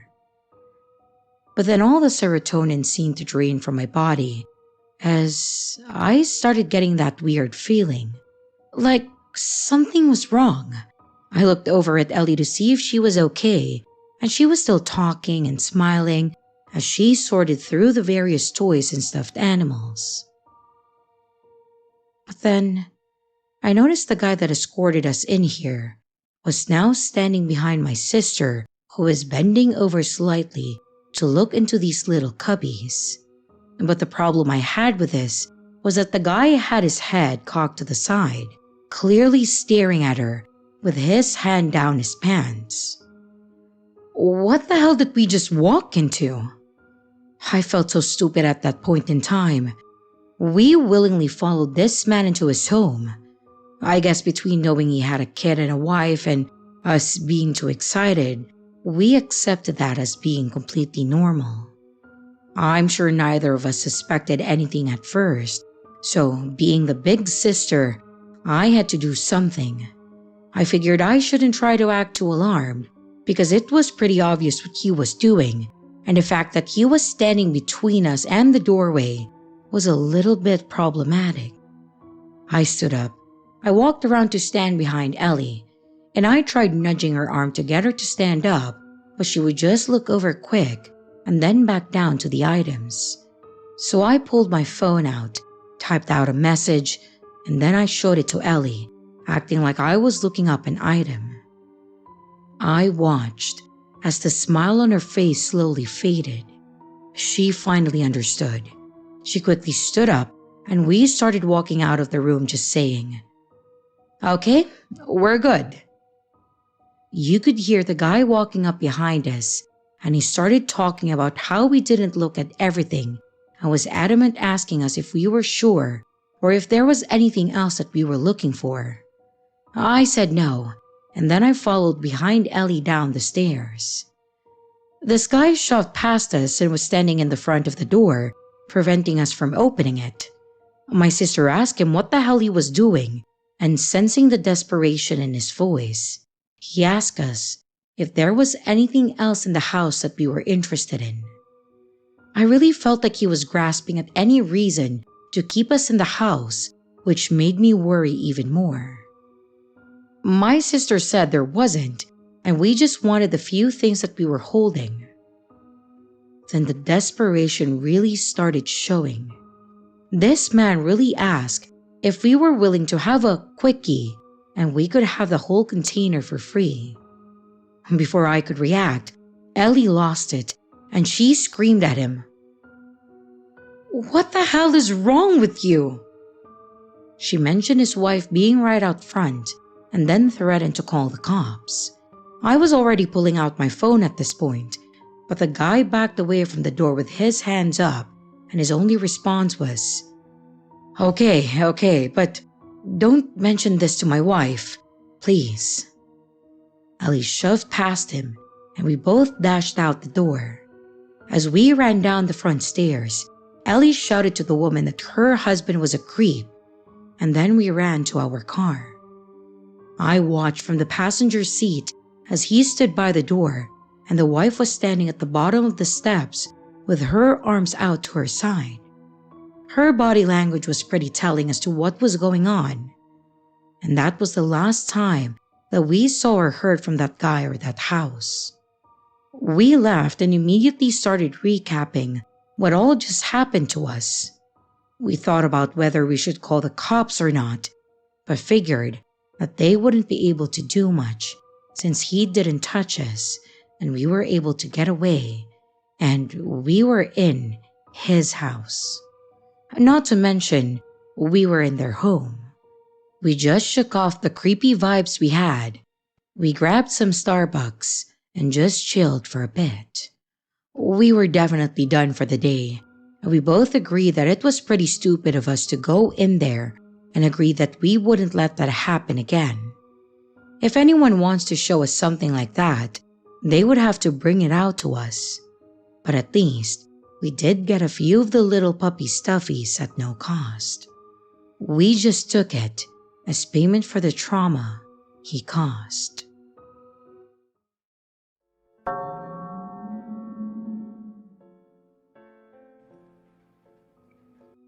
Well, this happened to me just this morning, and I don't know if this is a big deal, but here we go. I walk to the bus stop every morning to go to work at around 6 a.m., and today was a particularly dark morning. It was freezing, and it had been raining.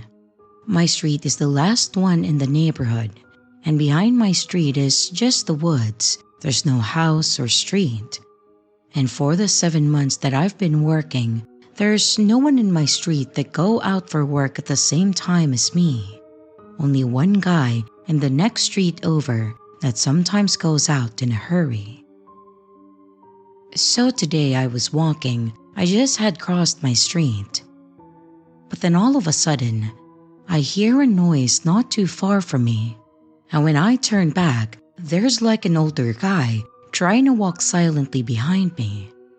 And take note, I'm a 23-year-old female. He doesn't look like he's going to work. There's no backpack with him and not even an umbrella as it was raining at that time. Apparently, he got out of my own street like he was waiting for me to get out of the house. He was walking slow, but when I started to walk faster, I looked behind me and he was walking faster too. So I kinda run a little until I get to the bus stop where some guys always wait for the bus with me. I was terrified with my little taser that I always carry in my backpack. I waited to see the creep showing up in front of the bus stop, but he never did. I guess he gave up when I ran. If he was going somewhere, he would just pass the bus stop, because there's no other way to go out. And the worst part is, there's an old creep in my neighborhood that was in jail for being a serial rapist in like the 90s, and he served his sentence and today he is a free man. But like last month, he was asking my mom to take care of our garden, and he kept creeping around the house when my dad's out for work. I don't know if it was him today because it was very dark, but he's the first one that I can think of.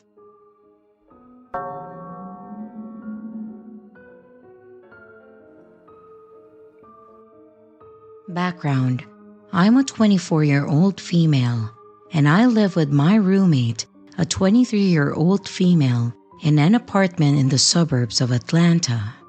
As you may know, Atlanta is super dangerous and crime-riddled right now. So, we have a Ring People camera.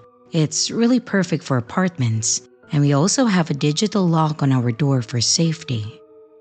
Now, on to the story. About 3 months ago, the sweet family from across the hall moved out, and we got a new neighbor. His name is David, and let's just say, he's interesting. When we first saw him moving in, we were a bit taken aback by the sheer amount of stuff that he was trying to fit in his one-bedroom apartment. All of it was anime merch and Star Wars memorabilia. Definitely gives me hoarder vibes, but that's not my business. When the moving trucks left and a few days had passed, my roommate and I knocked on his door to give him a welcome to the neighborhood gift basket with some baked goods, some dog treats and poop bags for his dog, and seasonal candles. Apparently, this was not the correct thing to do. After that day, David got creepy. It started out innocent though. He would come to the door whenever he heard me or my roommate coming or going to have a quick chat, or he would come over regularly to ask for salt or sugar or even toilet paper. Sometimes, he would ask us if we could come over and watch his dog. But within the past 2 weeks, things have really escalated. 2 weekends ago, we were out pretty late partying at the bars near the Brave Stadium. We ended up getting home at around 3 a.m., only to find David sitting at the top of the stairs, waiting for us. He acted all upset, asked us where we had been, and requested that we tell him if we are planning to be out past midnight. I laughed in his face, and he called me a mindless Stacy. I'm still not sure what that means though. He also asked for access to our Ring camera so he could make sure that we are safe. We laughed at him again, and then we went into our apartment. Well, here's the scary part. We checked the Ring the next morning, and he sat outside his apartment staring at our door for the rest of the night. When we saw that, we contacted the complex to let him know that he was acting crazy. They told us to contact the police, and so we did. The police told us to contact them if he made any threats, but since we lived in a shared space, they really couldn't do anything until he entered our apartment or threatened us. I assumed the complex had something to him because he left us alone for the next 5 days or so. But this week, he is out of control. He is constantly sitting outside of our apartment, and my roommate has started leaving for work an hour earlier so that she doesn't have to cross paths with him. I cannot leave the apartment during the day because he is constantly waiting outside for me. He has asked me out and left love letters on our door, on our cars, and in our mailbox. And I told him once that I wasn't interested, and he told me that he would kill himself if I didn't go on a date with him. Of course, I don't have that in writing so the police won't do shit. He has also put up a Ring doorbell of his own so he can track all of our movements, and will leave really creepy sexual notes when we're gone, so we find them when we come back. What do we do? Update. Thank you all for your advice. For now, my brother is spending the night on my couch for the next few nights until we can have a sit-down meeting with my landlord. We have collected all of the evidence and Ring footage so we can show how much this has progressed. I'm sure the landlord and the police think we're being dramatic little girls or whatever, so we're not going to take no for an answer. Either he leaves or we break our lease and get our full security deposit back. We're also going to file for a temporary restraining order at the very minimum because some of the commenters said that would be faster than going through the police.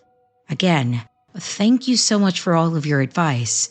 I'll update you if any crazy shit goes down. Update number 2. Here are some updates. Number 1. We met with our landlord last week. Unfortunately, they aren't willing to work with us as much as we expected. They will not remove him from his unit, and since we didn't want to spend a ton of money to move, we asked if we could move units within the complex. The landlord offered us a 1-bedroom unit on the terrace level, so my roommate and I would have to share a room in what is basically the basement of our building. Not really ideal. Number 2, we spoke to the police, and they said that the notes and letters were not enough to get someone on stalking or harassment, especially since he lives literally 3 feet away from us. They did keep the Ring videos and said that they would contact us sometime this week after they reviewed all of the footage. And number 3, we have both moved in with my parents for the time being. Shout out to them for being incredible parents. It really sucks spending $2,000 plus monthly on a place that you can't live. We are actively looking for other apartments, but money is tight since we would have to buy out the current lease and then pay to start a new one, which is also not ideal. So, not the update that we were hoping for, but we are both safe now, and that's what's important.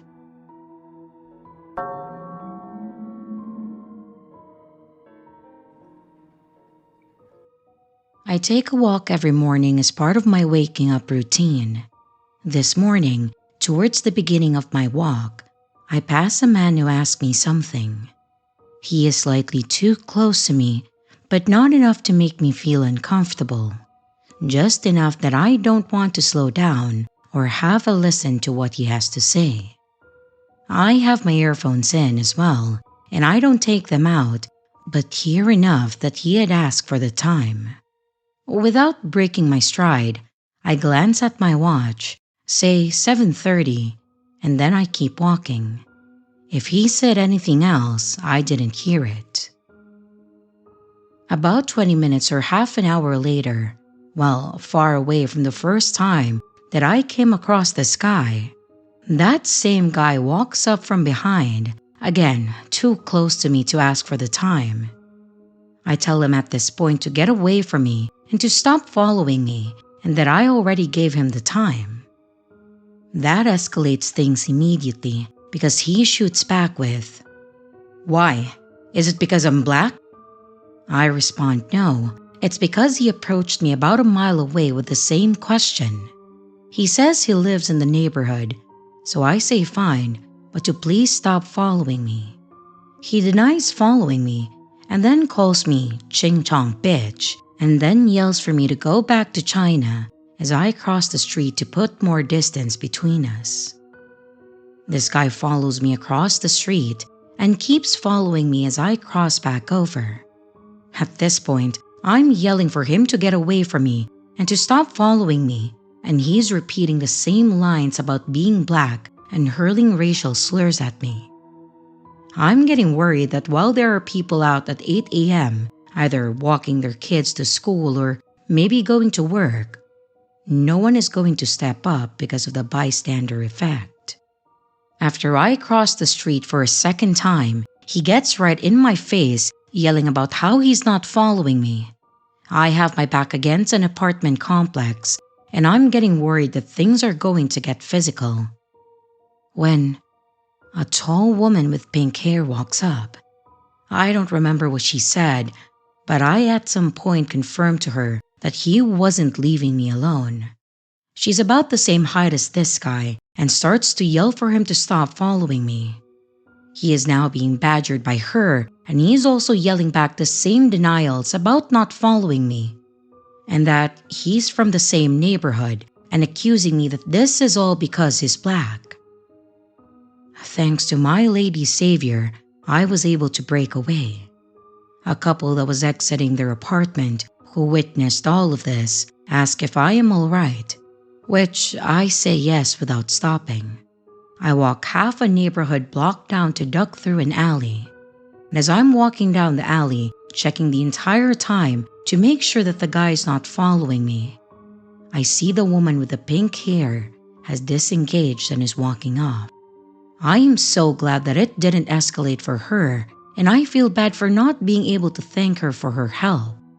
I take a circuitous route home, looking behind my shoulders every once in a while.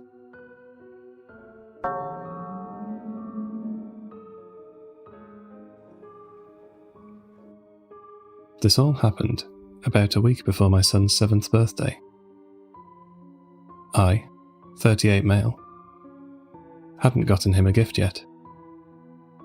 So after work, I asked his mother to pick him up from school and drive myself to Walmart to browse the toy section for something he would want.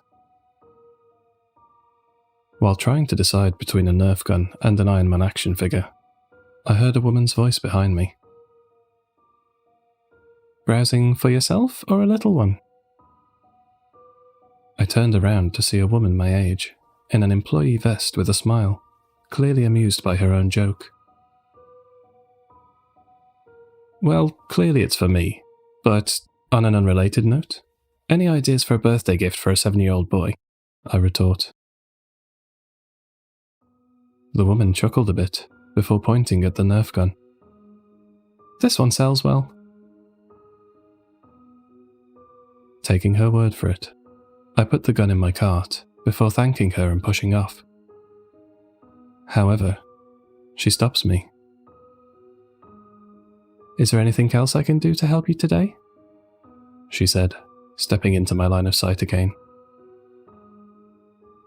No, thank you, I say. I really just came for the toy, but thank you again. And with that, I pushed my cart past her. As I made my way to the checkout, I saw a good deal on cherries and decided to swing over to the groceries to see what else I might want to get while I was here. A few minutes later, as I was knocking on some watermelons, I heard the same voice from before. I thought you were only here for a Nerf gun. I turn around to see the woman again. Yeah, but I decided to do some grocery shopping while I was here. I knew I didn't need to explain myself to her, but in order to be polite, I decided to reply to her small talk, but keep this short because I was getting a weird feeling about this lady. She continued to follow me around during my shopping, which I decided to cut short given the situation. I then went to the self-checkout since the line was shorter. Usually I don't mind waiting in line for a cashier, but today I wanted to be done a lot sooner than normal. I scanned my items and swiped my points card before paying and then left, the woman standing at the exit doors literally watching me as I left. I thought that was the end of it, until later that afternoon I got a phone call. Hello? I answered, only to be greeted by the same cheery voice I'd heard at Walmart. Hello, is this my name? I was shocked. How did you get this number? I asked. Well, she started. I usually don't do this, but I really like talking to you, so after I saw you had a membership card, I looked it up and found your phone number in our database. She said, sounding almost proud of herself. What the hell? What's wrong with you? Isn't that illegal? I was outraged. This was an invasion of my personal information. Oh, come on, it's not that big of a deal. Like I said, I just really liked talking to you. And now that I've called, you can save my number, okay? Flabbergasted by her nonchalantness over the situation, I blurted out, No. No, not at all. I'm married, and I don't want anything to do with you. This is not okay. The phone line went silent for a long time before she hung up. She never called again, nor did I see her ever again at the Walmart. But I did report her, so that may be the reason why. But still, I hope I never see that overly friendly Walmart employee again.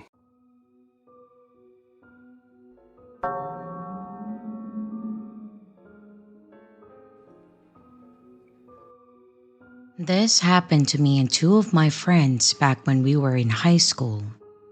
It was nearing the end of the school year, which meant not only were our last finals right around the corner, but so was prom.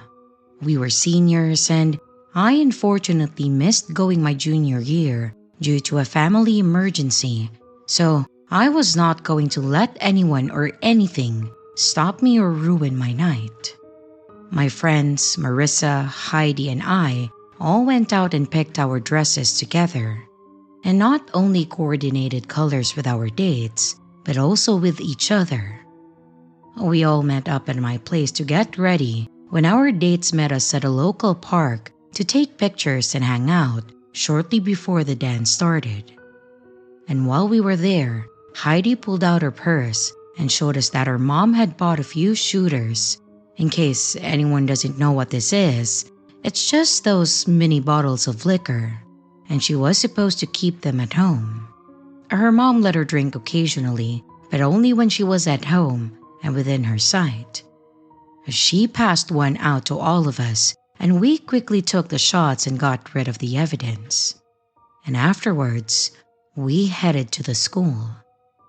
The prom itself was a blast with your normal teenage fun. We danced, took pictures, made my ex mad, all stupid fun.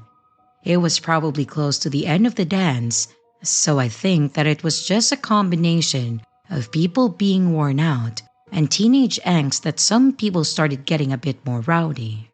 Some girls started shouting at Marissa, so we all joined in to try and just get her to leave with us so we didn't get into any trouble. Thankfully, she went pretty easily when Heidi bribed her with more shots. She said that we could all go back to her place and have some more drinks and just hang out, so that was our plan. The three of us girls piled into my car, and the guys said that they would meet us there in their car after they went home to change. We left the school probably feeling a bit too invincible.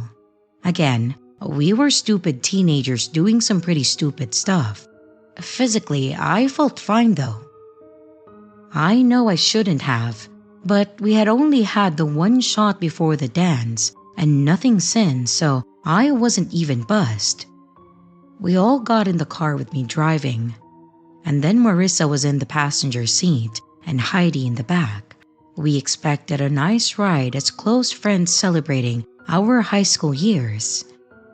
But that wouldn't be the case.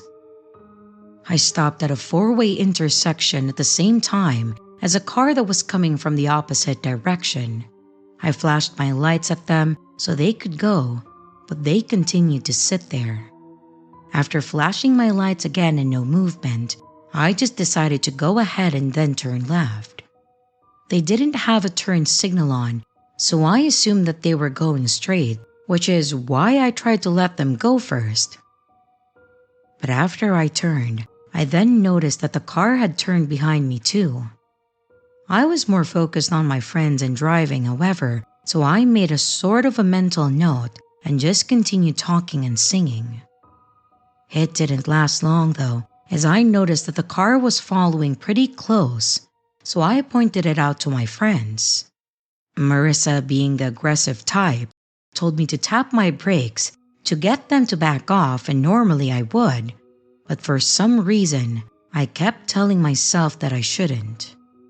Now, it was pretty dark at this point, so I couldn't make out much of the car other than the front of it that looked dark, like maybe black or dark blue or gray maybe. But we quickly learned why they may have been tailgating me when the lights kicked on. Again, between it being dark and not really paying much attention, I didn't notice there were lights on top of the car. In a slight panic, I pulled over and told the girls to just keep quiet. I turned off the music and immediately went to reach for my purse that was on the back passenger side. I had already rolled down my window by the time that the cop approached my side of the car and immediately shined his bright flashlight right into my front seat. I turned around quickly to look at them and greet them, but they then put the flashlight right in my face. I squinted and I put my hand up in a force of habit when there is something bright in your face. But the cop immediately got aggressive and yelled at me to put my hand down. It startled me, but I did as he said and I tried to apologize and mention the light. He then pointed it towards the back at Heidi and then kind of laughed and claimed that he was just messing with us. I looked over at Marissa real quick and saw the what the fuck look on her face. I quickly looked back at the cop, and he asked if we were leaving the ball and laughed again, and I told him that we were actually heading home from our prom. At this point, he was still shining his flashlight around in my car, so I couldn't quite see his face. I could see a slight outline, and I could see his teeth, so I could at least tell that he was smiling. He made some kind of back in my day comment, and I don't remember it exactly, then laughed again. We all just sat there awkwardly. And I really wanted to ask why he pulled us over, but I didn't have it in me. And since he seemed to be in a good mood, maybe he would just forget it and let us go. I wasn't speeding, and I used my signal when I turned, and none of us were like hanging out the windows and screaming either. As he cleared his throat, he leaned down to have his head closer to my window and then asked, "Have you ladies been drinking?" Okay, now I know how some people may respond to this, but I was an 18-year-old girl at that time. I was underage, and we definitely had something to drink. It was literally one shot each of us, and it was several hours earlier. So I felt fine. But between the night so far, being pulled over, and the adrenaline and anxiety was high, and I was beginning to freak out again. However, my response was immediately no. He leaned in closer, and his voice became a bit more stern, and he said, "Now, don't lie to me. I'm not stupid. I can smell the alcohol in this car." I began having an internal meltdown, worried that I was going to go to jail and my parents would find out. But I immediately started pleading. I fessed up and I told him that I just had one shooter and that it was earlier that night and we were going straight home, so there wouldn't be any more, and I apologized. Marissa tried telling me to shut up, but once I started, I just couldn't turn it off. After a few minutes of my pathetic pleas, the cop stopped me and told me that while he appreciated me telling the truth, he was going to have to arrest all of us and have the car towed. Heidi then began begging with me to let us go with the ticket, and Marissa was more seeming to argue with us. Then, he did that ear-piercing whistle, making us all stop and look back at him. He then leaned down, putting his arms on my window and said, "I'd hate to ruin your girl's night, so maybe we can work something out." I was expecting him to just give me a ticket, which still would have sucked, but at least I was much more willing to tell my parents about that. However, he had something else in mind. He mentioned an empty building with a pretty empty area. It was where an old mall had closed, and he asked us to follow him there and just have some fun for a bit. Forget the ticket or going to jail. I was even more terrified at this point. Was this cop really suggesting what I thought he was suggesting? I was frozen at this point, not knowing how to react. What would happen if I told him no? Would he then arrest me? But of course, Marissa, being her normal aggressive self, took over. She leaned down pretty far to look at the sky and pretty much challenged him and questioned him. Some of the berating from her included, "You know we're minors, right? We just told you that we're coming from prom. I'm recording this, so why don't you explain in detail what exactly you wanted to do with us? Why did you even pull us over? Don't you have to give us a breath test before you can do anything? Ash, don't get out of the car. Don't do anything unless he makes you take a test. What's your name anyways? I want your name and your badge number." The cop got pretty quiet at that point and then tried laughing again and said that we were pretty smart girls. He tried to play it off about testing us or something, and then he said that we were free to go, but told us to just be careful and go straight home. He never told us his name or badge number, and we waited for him to get back into his car. And when he didn't drive off, I decided to go. Part of me was worried that he might follow, but I just wanted to get home at this point.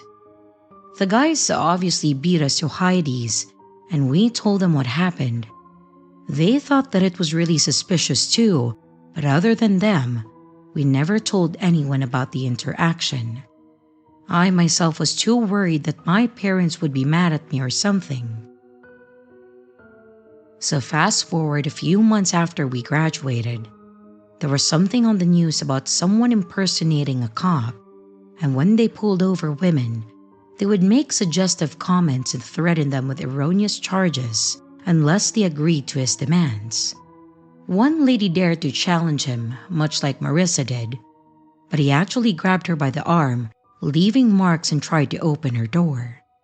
They said she was able to drive away, and she immediately went to a police station to report it. But when she explained everything, the officer she talked to wasn't convinced that it was a real officer. They then started getting more reports, and they all aligned.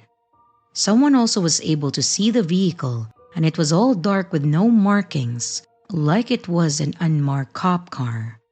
But the problem with that is that in the state that I live in, those are prohibited, which led them to believe even more that it wasn't real. Unfortunately, he must have realized that they were onto him because the reports stopped and they never caught the guy. I told Marissa and Heidi about this, and Marissa was confident that it was probably the same guy. The scheme, the location, what we experienced, they all matched. So I'm pretty confident that it was the same guy too. The situation alone freaked me out, but when I saw that, I was even more terrified that this was real. This happened to many women, but then I wondered how many more it happened to that didn't report it, and even worse, how many poor women fell for it and followed through. I'm an adult now and much smarter, so when I do have an interaction with someone in law enforcement, I make sure to note as many details as possible and also get their name. You just can never be too careful, no matter who the person may appear to be.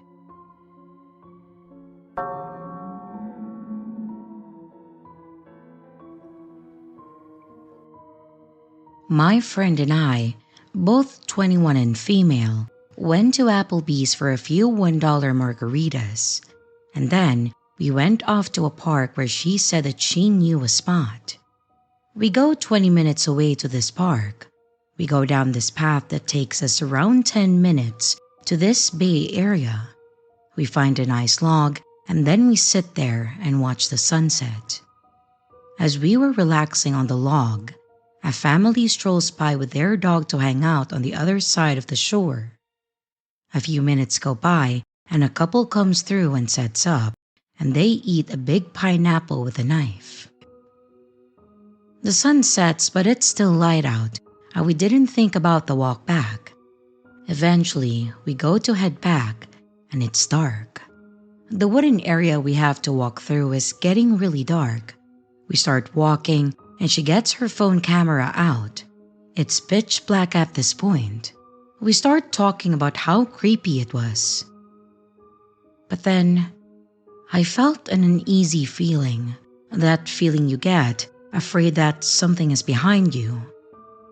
Well, we're walking along, and we go across the bridge up a little hill, and all of a sudden, we hear loud fat footsteps on the bridge. I see light from what appeared to be from his phone, going back and forth as if he was sprinting. We panicked. We start running, and I'm thinking, no way this guy is chasing us. His footsteps kinda sounded like he was on a bike. I thought that we'll go up the steep hill on our left. No way this guy is following us, and no way he'd go up the hill on his bike. Well, turned out, there was no bike. We stopped running as we didn't hear anything. She flashes her light behind us, and there's a silhouette of a man jogging towards us. His body posture seemed to be that he got tired from running. Well, we kept running and stopping to see if he was still chasing us, and then again, we hear footsteps running towards us. We keep looking back while running to make sure that he's not right on us. At this point, my friend screamed, "Hey!" in a panicked voice, and then he screamed back, "Hey!" Then after that said, "What are you scared of?" We keep running and she's on the phone with the police. We finally hit a paved road, nowhere near her car, when I took us up the hill. That was the wrong path we originally took. We knocked on a house, the lights are out, but no one answers. We start down the road to their neighbor, and I look back, and again, I see a silhouette of a man walking behind the first person's house. He got up to the fence and creeped back into the darkness. That second neighbor helped us. His wife got us some water and the police came to take us to our car. This was the most traumatic experience that I have ever had. The intentions of the man felt sinister, and the way he was yelling at us felt so uncanny. I hate this feeling I have.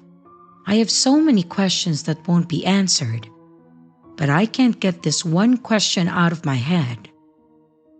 What if he got up to us?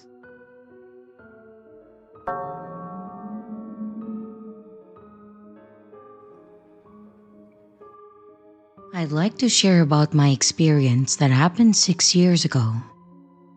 During one beautiful summer day, I decided to take my dog to the park. I have a small dachshund, and I'm also a 20-year-old female at that time, with blonde hair and fairly skinny. The park I decided to stop at, I've been to before multiple times with my boyfriend and my dog, so I felt confident going there alone. The park is also right next to a big busy street and has a lot of families with kids on the playground. The trail of the park circles a big oval around a small lake of water. So, the street is on one side of the oval, and on the other, there's trees and woods. Anyways, I park up on the left side of the park, and I get out of the car, leaving my phone in the car. Again, I didn't think twice as I wasn't planning on spending much time there. I start walking, and halfway through, I notice a white male with a short buzz cut and an orange t-shirt start looking back at me. I was behind him a long ways back, but I decided to keep my distance. I was following him at about 100 feet in front of me, until he decided to keep stopping along the way. He would stop and then look at the trees and the water, so I decided to stop walking along the trail and I walked down to the water. I would look at him from the corner of my eye and notice him staring at me. I started to make myself aware. I look back and he walks away and then just goes along the trail.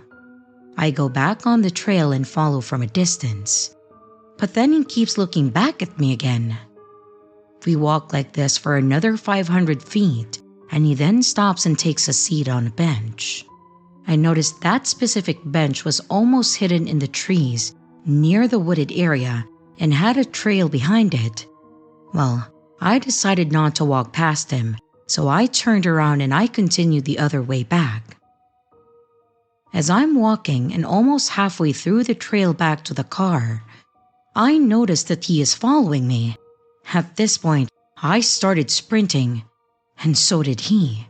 He was quickly catching up to me, and at this point I am so scared that I didn't have my phone on me. I am surrounded by families and people, and I knew that I would be seen, but still, why is he sprinting behind me? My car is so close, so I began running with my dog, and I look back and he is running behind me. I quickly run up the hill and I get into my car, and he didn't stop running till I sat inside and closed the doors. I'm looking at him. He stops running, he's in the parking lot, and he walks away to his car. I put my car in drive and I pull up behind him, blocking him for 30 seconds or so to show that I see him and that I know. My car is fully tinted, So I wanted to scare him back at this point. I didn't know if I should wait at the park and then call the police or see what his next move will be. But I decided to leave because I was scared and shaken, and without my phone or any proof, I felt stupid. That was the scariest thing that has ever happened to me.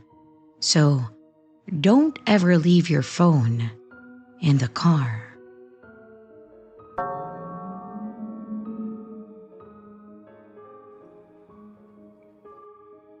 Hey everyone, I wanted to share something that me and a few friends experienced in high school. I think I was a bit of a weirdo in high school, but I wasn't alone.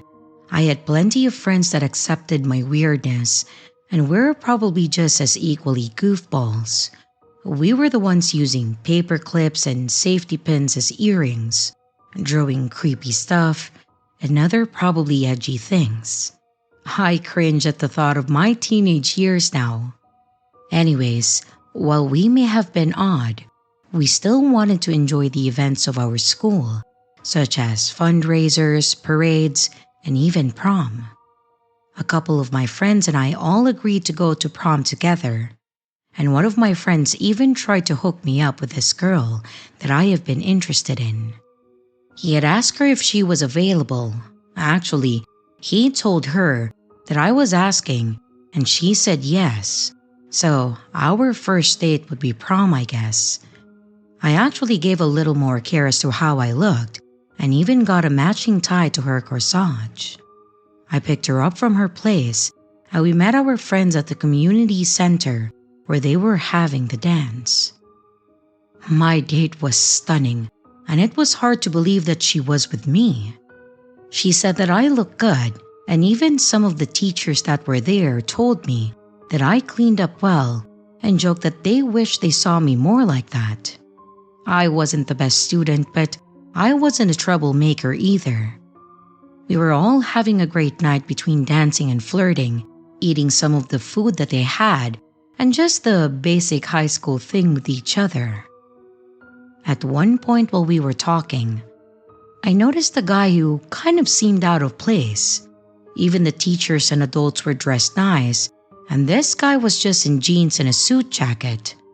I watched as he walked along the wall, looking around, almost like he was trying to find someone. But it was the way that he held himself and looked around that had me on edge. There was an eerie intensity to his gaze at everyone that made me feel like he had no good intentions. Now, while he looked very off-putting, no one else looked at him or was watching him, so I was starting to think that maybe it was just me. I tried to brush it off as just being prom jitters, and that maybe I was just on edge due to the circumstances. So at that time, I just let it go. I continued dancing and talking with my friends, and at one point, we found a table, and about 6 of us were sitting at it. My date had her legs up in my lap, complaining that they were hurting as she had been wearing heels the whole night. And while talking, I spotted the suit jacket guy again, and also noticed that he was walking towards us. I looked back at my friends, trying to find a time to ask if they recognized him. But then he stood next to my date's chair, and then greeted us before I had the chance. He asked us if we were enjoying ourselves, and we all said yeah.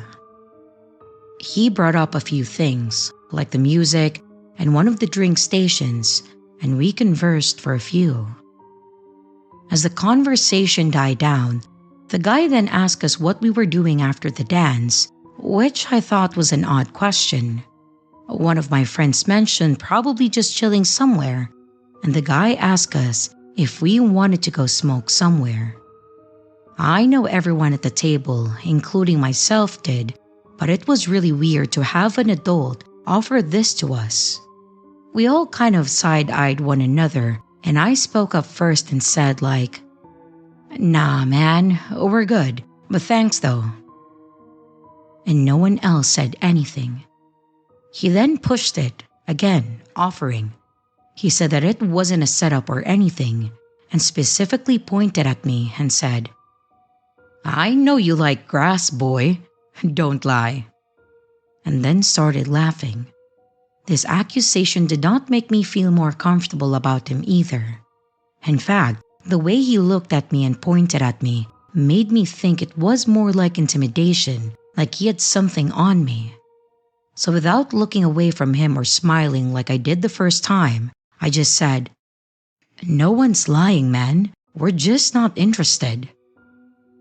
I was hoping he might get the hint that I wanted him to leave us alone, but he didn't. He then focused on my date. He complimented on her looks, and she seemed a little standoffish, but was being polite to the guy. Until he started making more explicit comments to my date and also the other girls. My date had put her legs down and seemed to push her back more towards me, as if she was nervous that this guy was close to her. Nobody was saying anything, and being that I was already nervous and suspicious of this guy, I was now annoyed that he wasn't getting the hint. So I stood up, called him a few names, and I told him to leave. I also very loudly made a comment about him hitting on teens and stood there hoping that he would finally get the hint or that maybe another adult would come over. The guy again laughed as he stood up and said that if we changed our minds, to meet him at a certain park. I watched as he walked away, but also noticed our gym teacher start to walk over to us. He asked us who that guy was, and I basically asked him the same thing. I thought he was another staff member or part of the faculty chaperoning the dance, since he was obviously an adult. The gym teacher then hollered for the creep and started walking towards him when he took off. Our gym teacher then ran after him too, and we were left wondering who that guy was. We all tried to loosen up again, hoping that wouldn't completely sour our night, but we then had another teacher approach us, saying that we needed to follow them because they had more questions about what just happened. After we explained it all to them, they told us that they were handling it and to go back to the dance and enjoy our time. Thankfully, we were able to have a good rest of the night, but when we separated afterwards, I was still left wondering about this guy.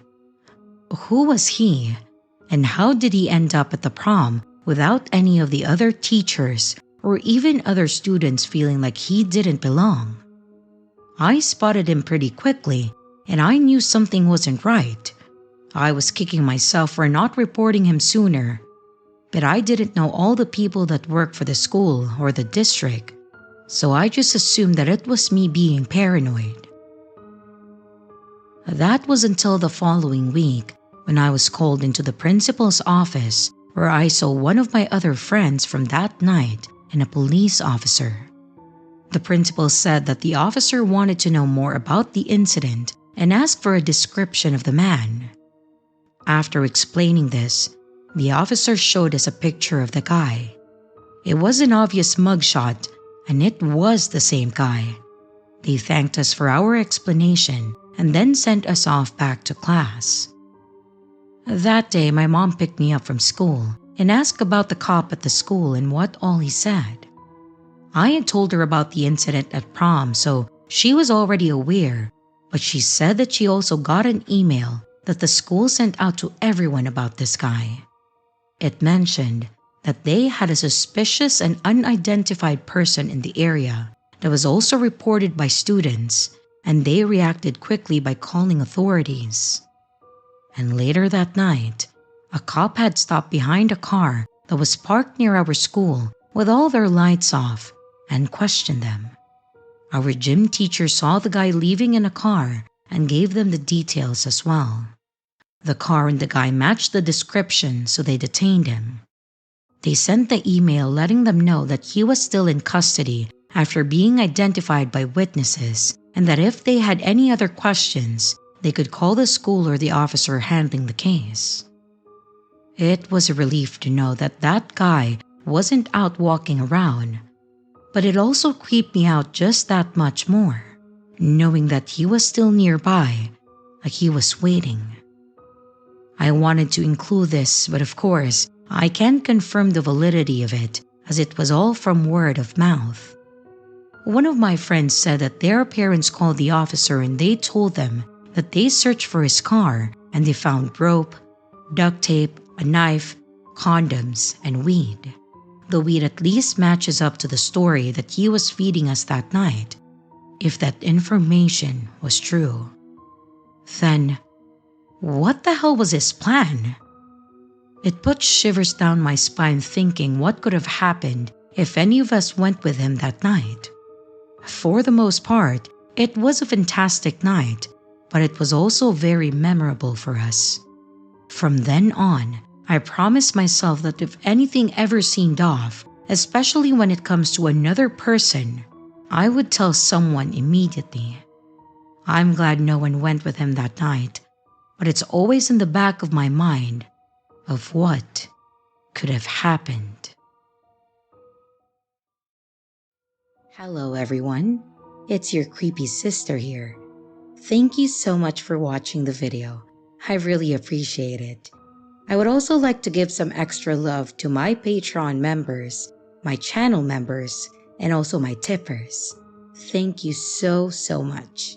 If you would like to extend a little bit more support for the channel, don't forget to leave a like and a comment down below. If you would like to become a Patreon member, a channel member, a tipper, or even to buy merch, check out the links in the description below. Again, thank you. And I hope you stay scared because your fear feeds me.